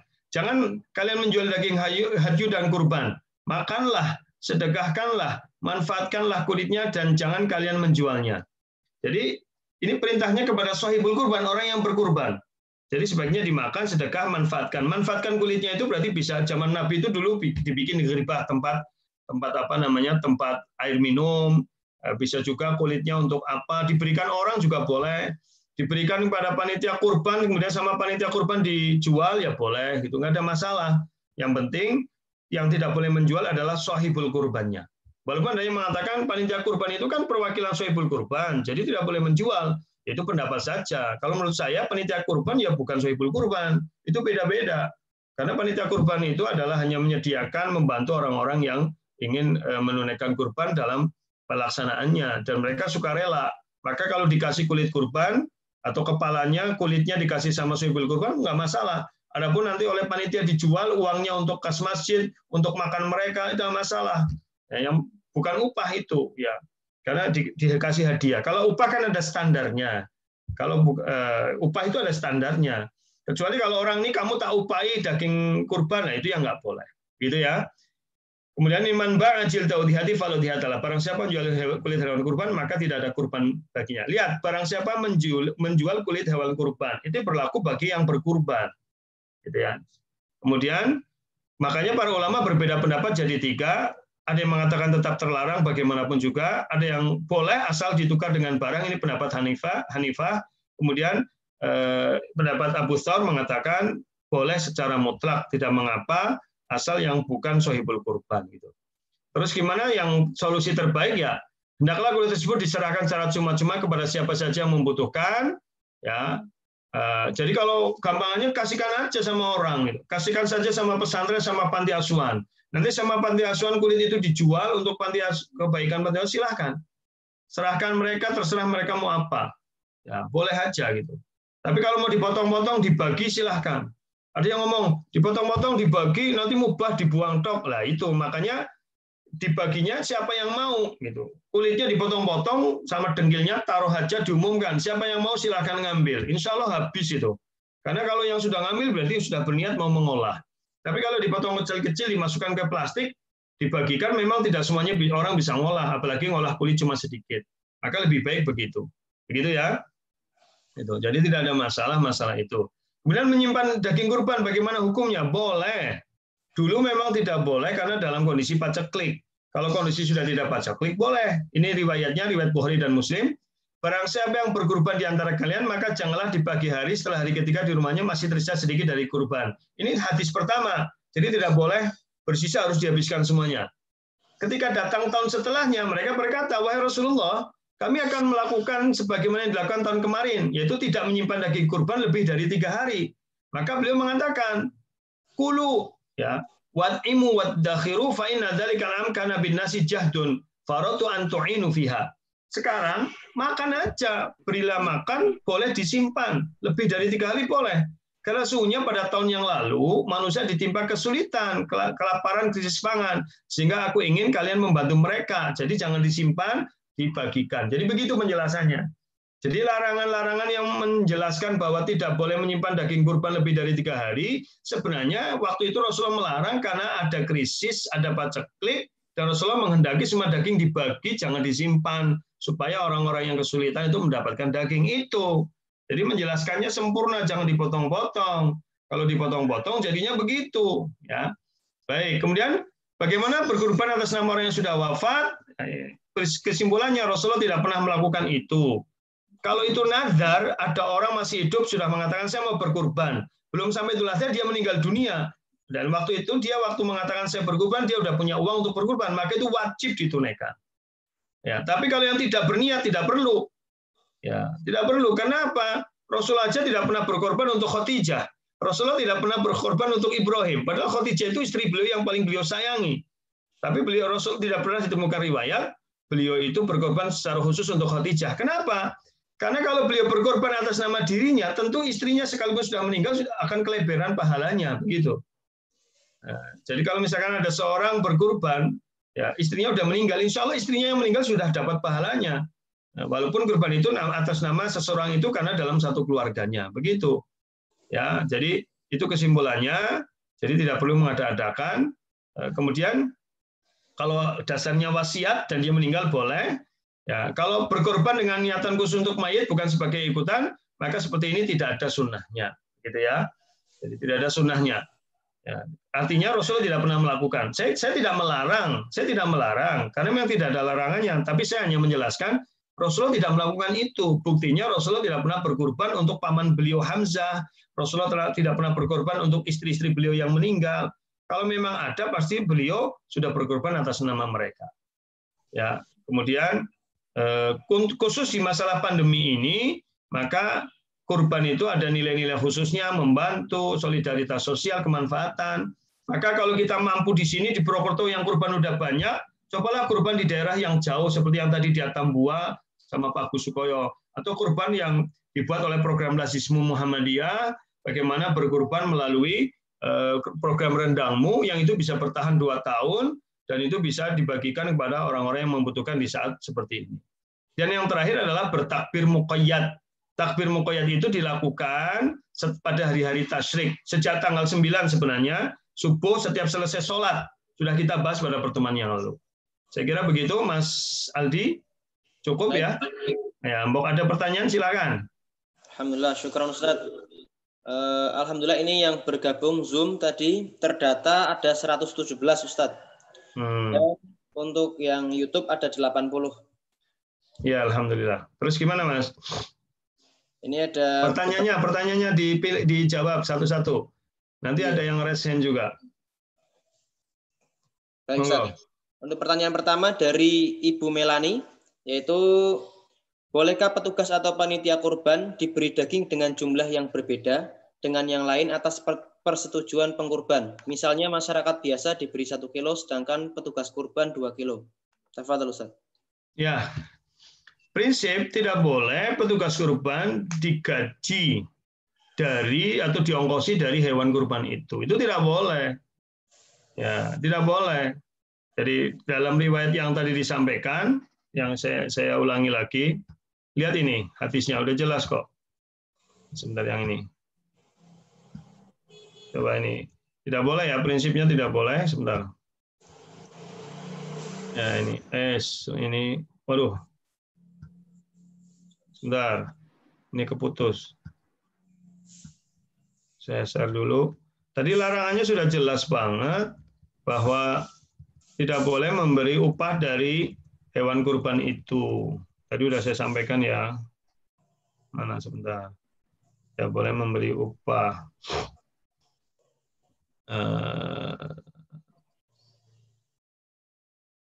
Nah ini. Ini talinya udah jelas banget kok. Sebentar. Pembagian mana tadi? Nih. Nih. Ini udah jelas sekali ya, jamaah. Bisa dilihat, Mas? Iya, Ustaz. Bisa. Ya. Jadi wa alla util jazir min hasyai'a. Pada para penjagal agar jangan diberi upah darinya. Panitia itu kan sebenarnya bukan penjagal. Artinya dia bukan profesional karena panitia itu dia hanya mengurusi hewan kurban saja. Maka sebenarnya dia tidak boleh diupah dari hewan kurban itu. Kalau panitia kemudian mengambil pejagal, tukang jagal untuk ngurusi, maka tukang jagal itu dikasih upah dari uang. Misalkan iurannya 3.200.000, dibelikan sapi 3 juta, sisa 200 orang, 200 kali 7 kan 1.400.000. 1.400.000 itu digunakan untuk operasional, beli plastik, untuk snack, untuk apa, termasuk untuk ongkos nyembelih hewan kurban itu, boleh. Tapi jangan sampai diberi upah dari hewan kurban itu. Begitu, Mas? Baik, Ustaz. Jelas ya. Jadi kalau dibedakan dengan kata pembedaan itu berarti kecenderungannya ke arah upah gitu. Maka seharusnya ya yang mau membantu kurban itu diberitahu bahwa mereka akan dapat pahala karena menjadi panitia dan mereka tidak diupah. Kalau upah tentu ada standarnya. Ya. Kalau mereka diberi sedekah, diberi hadiah, hibah daging oleh sohibul kurban, boleh saja itu tidak ada masalah. Tapi jangan sebagai upah. Begitu, Mas? Baik, syukur Ustaz. Kemudian lagi? Ya, pertanyaan lagi dari YouTube, Ustaz. Assalamualaikum Ustaz Mintaraga. Waalaikumsalam warahmatullahi wabarakatuh. Dari Bapak Muhammad Ainuddin. Apakah dengan arisan kurban yang akan mendapat giliran hak berkurban tahun-tahun yang akan datang sudah termasuk berkurban dan menurut hukum syar'i diperbolehkan? Ya, arisan kurban boleh. Para ulama bahkan membolehkan kurban dengan hutang.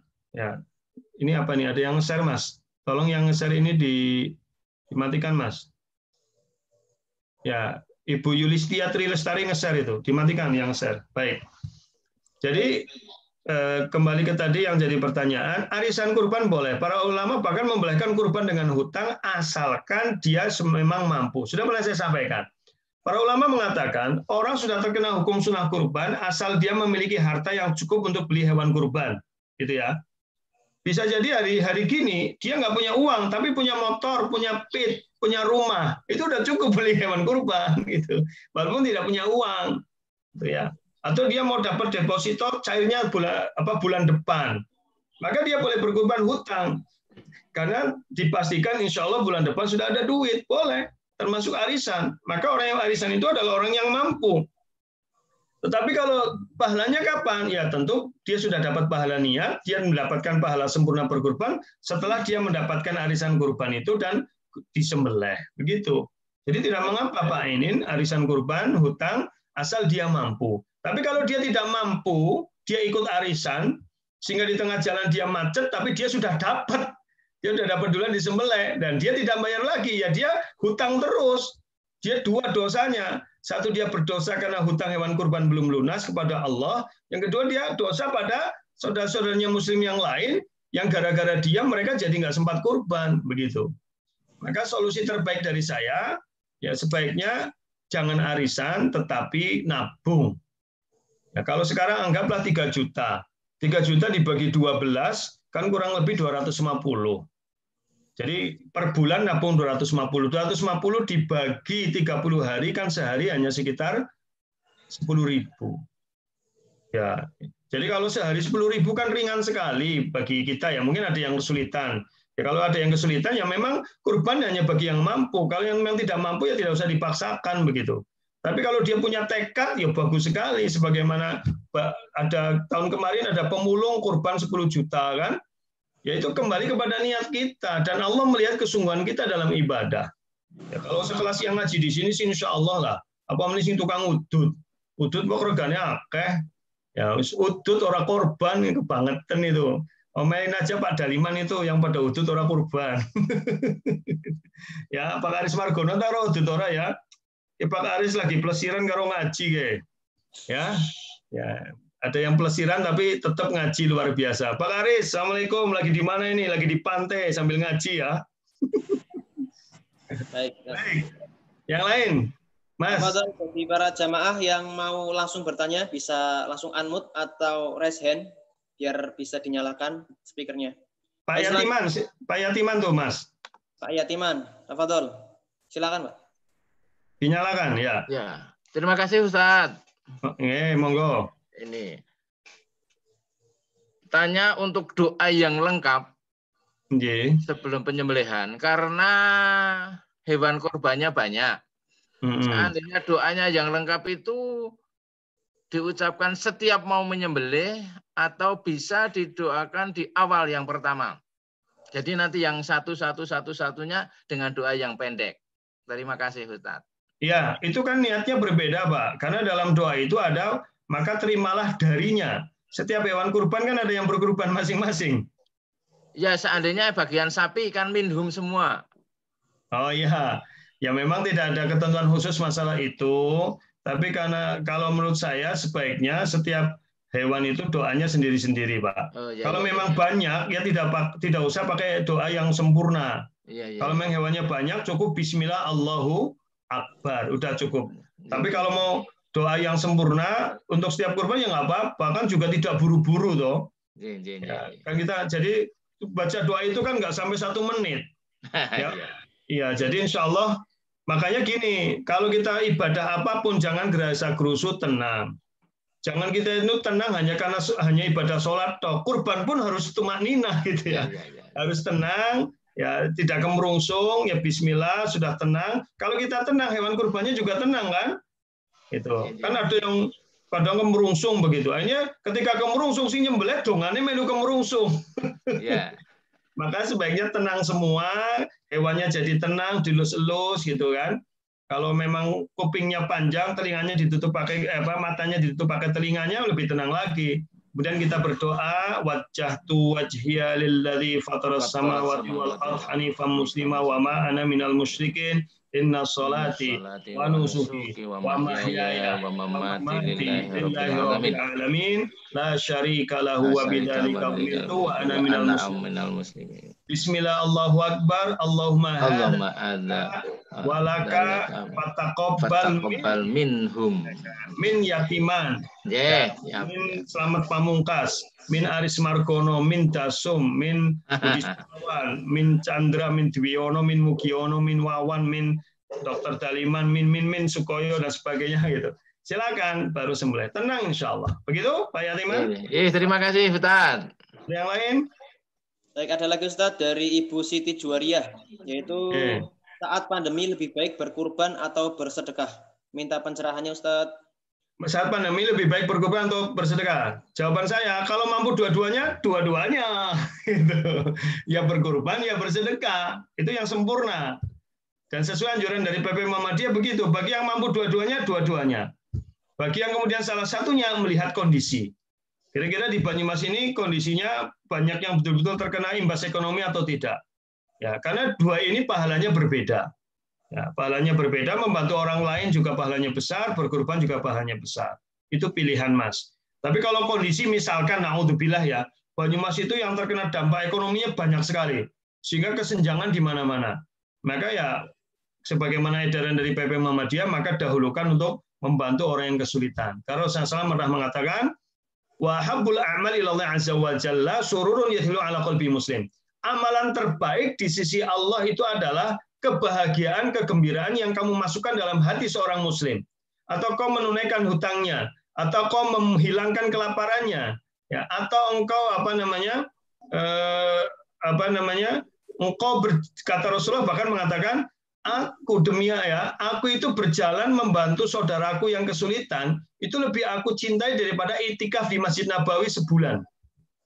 Jadi itikaf di Masjid Nabawi sebulan itu kalah pahalanya dengan kita membantu sesama muslim yang membutuhkan. Jadi kalau memang misalkan kondisi sebuah tempat sangat parah dari bidang ekonomi, maka sebaiknya dia sedekah tidak berkurban, begitu ya. Tapi kalau kondisi Banyumas begini ya pilihan. Karena saya lihat di Banyumas ini insya Allah ya banyak yang terkena dampak ekonomi, tapi juga banyak yang mampu. Buktinya pada pit-pitan KP, pitnya larang-larang, gue. Ya, pitnya larang-larang di atas 4 juta, malah ada yang Brompton. Luar biasa ini. Orang Indonesia itu ternyata kaya-kaya. Ya, betul. Iya, ini Purwokerto ini aja yang beli Brompton itu ada 25 orang lebih itu. Nah, gue info dari teman saya yang tinggal di Amerika. Padahal sepeda Brompton paling murah kan ada yang 50 juta, ada yang 100 juta. Orang Purwokerto aja 25 orang beli Brompton. Sugih banget gue. Ya, gitu ya, gitu. Nek nyontot cukup splendid pitu, nembe tuku tak dol maning murung payu, ya. Baik. Silakan yang lain. Ustaz, ada lagi dari Ibu Janisah, Ustaz. Ya. Terkait puasa. Terkait dengan orang yang biasa puasa Daud, apakah boleh puasa Arafah yang Daud di tanggal 8 sebelum Idul Adha, dan kapan memulai puasa Daud kembali lagi setelah tasyrik di tanggal 14 atau 15 atau 16 Ustadz? Mohon Baik, penjelasan. nanti jawaban detailnya saya masukkan di grup. Tapi begini, puasa Adul itu puasa terbaik. Dalilnya ada hadis riwayat Tirmidzi kalau tidak salah, ketika seorang datangi Rasulullah, tunjukkan aku amalan yang terbaik. Maka Rasulullah mengatakan puasa sebulan 3 kali. Ternyata dia datang lagi, saya sudah bisa melaksanakannya dengan lancar. Puasa Senin Kemis. Terus dia datang lagi, saya sudah ringan Senin Kemis, tambah lagi. Puasa Daud, sehari puasa dan tidak. Datang lagi, dia pengen puasa lagi. Rasul mengatakan tidak ada. Puasa Daud itu puasa yang terbaik. Dengan dasar ini, sebagian ulama mengatakan, kalau orang sudah puasa Daud, tidak perlu puasa yang lain. Gitu. Jadi kalau orang udah puasa Daud, tidak perlu puasa 9 Zulhijjah. Kalau tanggal 9 Zulhijjah, pas orang menangi puasa Daud gitu loh. Besok kan puasa Zulhijjah, tanggal 9 Zulhijjah, puasa Arafah tanggal hari Kamis. Kalau jatah puasa Daudnya ternyata jatuh hari Rebo, maka di hari Kamis tidak harus puasa, tidak, karena sudah puasa Daud itu sudah pahala terbesar, pahalanya paling baik gitu. Ya, begitu. Dan kalau orang sudah puasa Daud, sebaiknya adalah istiqomah. Cuma kita perlu perhatian, Rasulullah mengingatkan bahwa khairul a'mali adwamuha wa in qalla. Sebaik-baik amal itu yang terus-menerus sekalipun sedikit. Jadi kalau jenengan sudah terbiasa puasa sebulan 3 hari, bila istiqomah sampai tua sampai meninggal, itu lebih baik daripada jenengan puasa Daud cuma sebulan. Baru gue orang maning. Bahkan di Syarah Riyadhus Shalihin disebutkan, sebagian sahabat Nabi itu ada yang bertekad puasa ini, Senin Kemis. Ternyata ketika tua, sudah sepuh, mereka kesulitan. Dan mereka di situ mengatakan, seandainya tahu begini, saya lebih baik dulu puasanya sebulan 3 kali saja, karena lebih ringan. Jadi prinsipnya, jangan kita ini kayak motor 2 tak, gas-gasannya tok kuat, tapi naik panas gancet. Itu motor 2 tak tuh begitu. Ya, begitu panas gancet disuruh gelem melayu maning. Itu ya Pak Karis Margono ya, sing biasa ngingu kebo itu. Maka lebih baik, oke ngajine ora dhewekan ya. Itu sultanah melu ngaji ora kowe the queen, tapi ora gelem keton, anu genah lagi dasteran ya. Ora keton. Jadi kalau ibadah lebih baik paling bagus itu 4 tak. Sedikit tapi terus sampai akhir hayat itu istiqomah. Jadi gitu Mas Adi, jawaban saya. Ya, tapi kalau dia setelah puasa itu kemudian mau lanjut Daud, ya silahkan. Tapi ingat, kalau sudah Daud sebisa mungkin ya jangan putus sampai meninggal. Sanggup tidak. Begitu. Jadi jangan membebani diri di luar kemampuan. Demikian Mas Adi, ada lagi? Ustaz, masih banyak sekali Ustaz. Ya udah dipilihin aja. Sini saya pilihin. Untuk Bapak Taryono Ustaz. Assalamualaikum Ustaz, tanya, ya. Hewan kurban disembelih hingga putus urat nadi di leher, sesaat kemudian kepala hewan kurban itu langsung dipenggal. Padahal badannya masih bergerak, bagaimana pendapat Ustaz? Ya, itu tidak mengikuti sunnah. Tadi dalam Asar Sabah disebutkan, boleh saja dimakan tapi makruh. Jadi hukumnya tidak haram, karena itu bagian daripada menyiksa hewan. Jadi sebaiknya kalau sudah disembelih, tunggu sampai dia meninggal, supaya mati betul-betul. Caranya gimana? Pastikan 4 kerongkongan itu waj'an, khulkum, dan mari itu putus. Kalau 4 ini putus, insya Allah cepat matinya. Kalau tidak putus 4-4-nya, itu dengan baik, pasti itu agak lama. Cara mengecek binatang kurban sudah mati itu 2. 1, sela-sela kukunya ditunjuk aja, pakai bendo, sela-sela kuku. Kuku hewan itu ditunjuk, kalau dia bergerak, tidak reaksi, berarti udah mati. Kedua, matanya. Bukan matanya sentuh pakai tangan.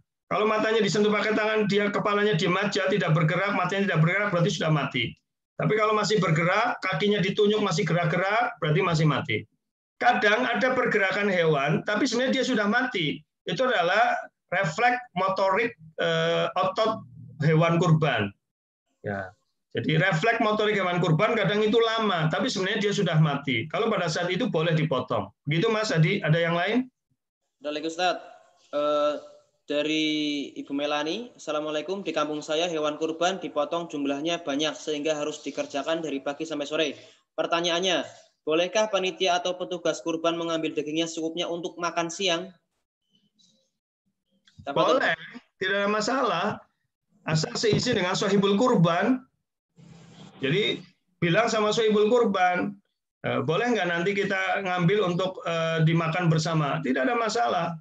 Ya, Rasulullah SAW saja dalam beberapa riwayat bersama para sahabat kalau kurban kemudian bagian hatinya dimasak dulu dimakan bersama. Tidak ada masalah. Yang penting si izin sohibul kurban. Begitu ya. Jadi itu sebagai sedekah dari sohibul kurban, bukan sebagai upah. Karena dimakan bersama semua. Semuanya kan makan, tidak hanya panitia. Orang yang nongkrong tok nonton bemelu mangan di situ, nggak ada masalah, gitu ya. Ya, wallahu alam. Ada lagi? Oh, ini ada pertanyaan dari Pak Yanto sebentar yang masuk ke WA saya. Pak Yanto mengatakan kalau posisi samping sapi atau kambing naharnya di mana? Sapi atau kambing naharnya adalah telinganya aja, Pak. Telinganya ditaruh ke leher sampai mana batasnya di situ. Atau persis di bawah dagu di leher itu, atau 3 jari setelah batas leher itu. Jadi kalau hewan sapi atau kambing bukan nahar. Nahar itu hanya untuk onta. Ya, nahar itu hanya untuk onta karena lehernya panjang begini, maka dia di sini tuh nahar. Tapi kalau sapi dan kambing kan lehernya pendek, dia yang di dekat kepala.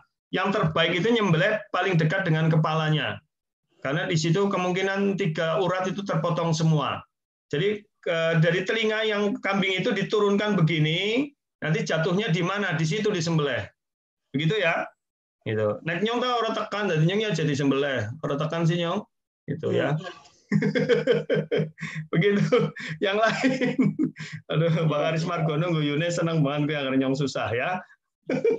Baik, Ustaz. Terima kasih. Ini dari Bapak Muhammad Ainuddin. Pertanyaannya, lebih utama mana menyembelih hewan kurban di hari pertama atau hari kedua? Ya, hari pertama sudah dijelaskan. Yang terbaik itu adalah di hari pertama di waktu duha. Itu waktu afdol. Ya, ma'amil ibn Adam, tidak ada amalan Adam yang lebih baik di hari ini kecuali mengalirkan darah. Dan bahwa pertama yang kami lakukan kata para sahabat adalah kami berangkat ke tempat sholat Id, pulang dan menyembelih. Ya, jadi setelah sholat Id langsung menyembelih itu waktu yang afdol. Demikian. Ada lagi? Ada lagi dari Ibu Ani, yaitu maaf Ustadz, kadang hewan kurban ditebar ke berbagai daerah, lalu bagian pengkorban diambil dari hewan yang dipotong dari hewan lain, boleh tidak? Ya, ini tadi saya sampaikan, orang berkurban itu tidak harus mendapatkan bagiannya.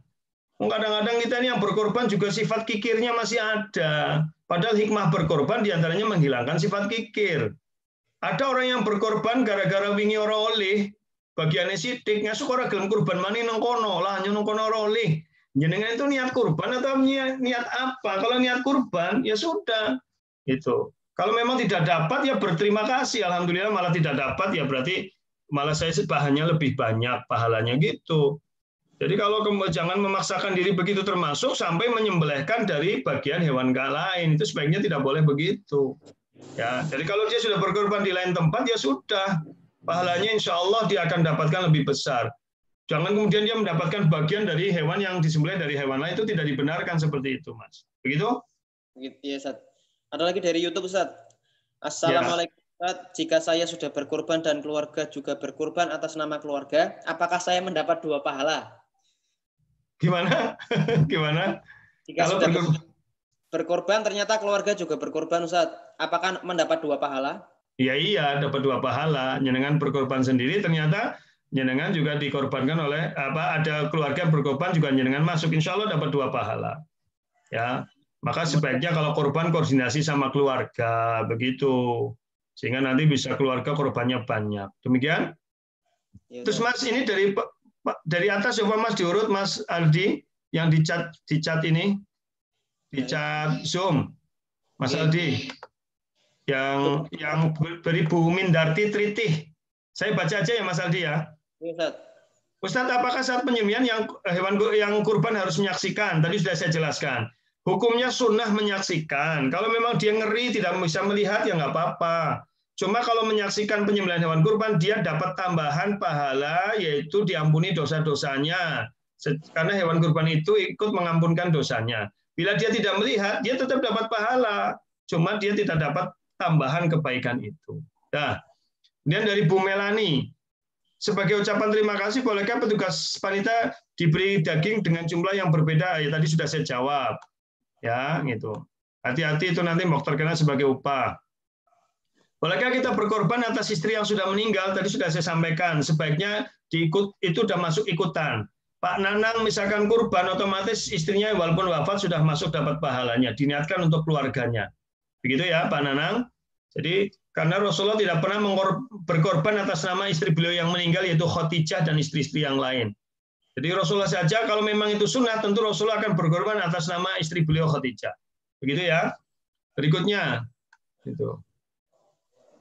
Kalau kita ikut dari Putri Rohayati, kalau kita ikut kurban di tempat lain terus sudah dijawab tadi, nggak bisa ngelihat gimana, nggak apa-apa, tadi sudah saya sampaikan. Ada lagi Mas Aldi, Bu Janisa sudah ya? Sudah, dari Pak Hedianto, Ustaz. Maaf Ustaz, ada himbauan dari Dinas Peternakan di salah satu kota untuk tidak berkurban dengan hewan kurban betina karena untuk perkembangbiakan. Bagaimana Ustaz? Mohon penjelasan. Ya bagus, tadi kan saya sampaikan. Ya, prinsipnya berkorban jantan betina boleh. Ya, tetapi lebih diutamakan jantan karena kalau betina nanti jadi punah. Sudah saya jelaskan tadi kan. Tetapi kalau memang tidak ada jantan, adanya betina ya boleh gitu. Jadi bukan larangan. Kalau himbauan itu berarti bagus. Berarti memang secara khusus ada himbauan dari dinas supaya jangan betina, ya memang kalau betina nanti jadi punah. Sudah saya jelaskan tadi Mas. Ada lagi? Itu untuk Ibu Janisa yang nomor 2 Ustaz. Pernah dari salah satu Ustadz menyampaikan sebelum kurban disembelih ada adab hewan kurban untuk dihiasi terlebih dahulu di tradisi. Itu hanya tradisi saja, tetapi bukan sunnah. Bahkan ada yang kulitnya dikasih minyak, dimandikan, dihias-hias, tapi itu tidak ada dalilnya. Gitu ya. Itu hanya adat saja. Terlarang atau tidak? Tidak ada larangan. Ya itu boleh-boleh saja selagi tidak kemudian berlebihan. Orang nanti wedusnya disuki lipstik ya kebangetan lah. Itu ya. Jadi ada lagi Mas? Sebetulnya sudah dijelaskan tadi Ustaz dari ya. Semua pertanyaan yang ada yang lainnya sudah dijelaskan. Pengertian tidak sarapan ya tentu tidak minum juga, begitu ya. Pengertian sunnah sebelum sholat tidak sarapan juga tentu tidak minum juga gitu. Ada lagi nggak? Kalau tidak ada cukup. Ada yang terakhir pertanyaan lewat langsung, ada silakan Mas. Silakan bisa raise hand atau langsung mengaktifkan mikrofonnya, Bapak Ibu. Angkat tangan yang mau bertanya silakan.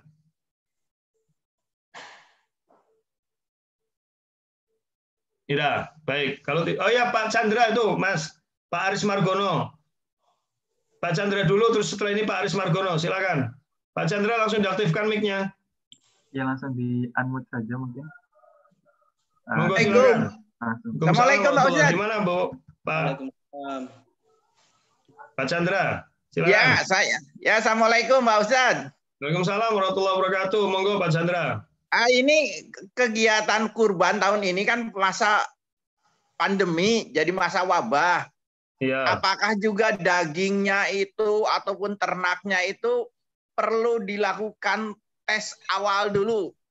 Yang COVID misalnya pakai rapid test atau swab dulu, sehingga dagingnya ini kan akan sebar karena bisa aja ternak itu sebagai zoonosis. Bisa menularkan kepada manusia atau sebaliknya. Gitu aja mungkin sekitar itu Pak Ustadz. Makasih. Ya, baik, kewajiban kita tentu menjaga diri kita dan orang lain supaya tidak terkena dampak keburukan. Sesuai dengan anjuran, kalau dalam bahasa agama memang tidak ditemukan riwayat secara khusus.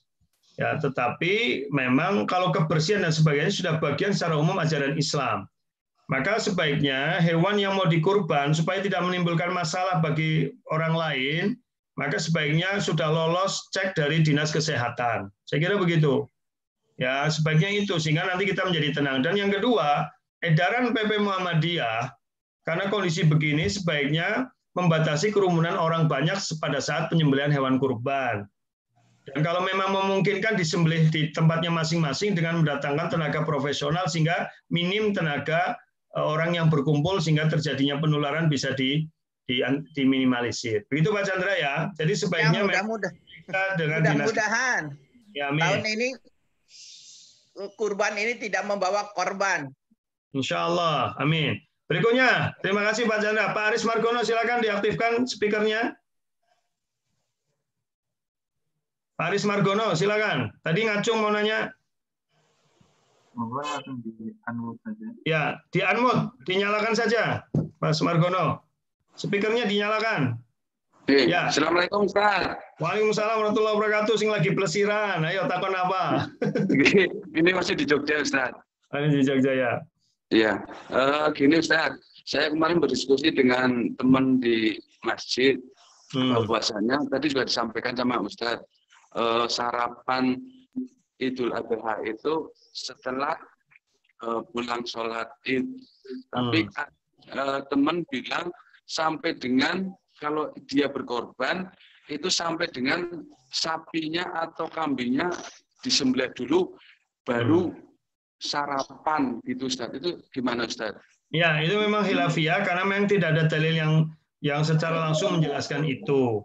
Hanya dalilnya Rasulullah biasa tidak sarapan dengan para sahabat sebelum sholat Id. Bahasanya sebelum sholat Id. Ya, bukan secara khusus setelah hewannya disembelih. Begitu Mas. Kalau nanti nunggu sampai hewannya disembelih, nah, hewannya disembelih jam 10 ya sureng. Kentot Ustaz. Nah, ya makanya ini berlebihan lah, tidak tapi seperti itu. Itu Ustaz, akhirnya ya sudah ya, yang mungkin kan benar saya bilang aja gitu aja. Enggak, dalilnya tadi saya tampilkan lagi boleh lah. Ini dalilnya Pak Aris. Kalau kita lihat dalilnya ini tidak menunjukkan bahwa dia itu setelah hewannya disembelih. Nah, kalau kita lihat dalilnya ini sunahnya ini, lihat sebentar. Ini sebentar, sunahnya tak mundurkan dulu. Ini sebentar ini. Nah ini dalilnya Pak Aris, bisa dilihat. Rasulullah pada hari Idul Fitri tidak keluar sebelum makan dan beliau tidak makan pada hari Idul Adha hingga beliau sholat. Kalimatnya sampai beliau sholat. Jadi bukan sampai hewannya disembelih. Begitu ya Pak Aris? Ya, Ustaz. Ya, beliau tidak makan pada hari Idul Adha hingga beliau sholat. Jadi bukan hingga disembelih hewannya. Demikian, cukup? Cukup, Ustaz. Selamat berlibur. Ajak kelalen oleh-oleh gue. Siap. Cukup ya, saya kira udah jam 7. Oh ya, ada terakhir. Bagaimana jika hari raya bertepatan dengan Jumat?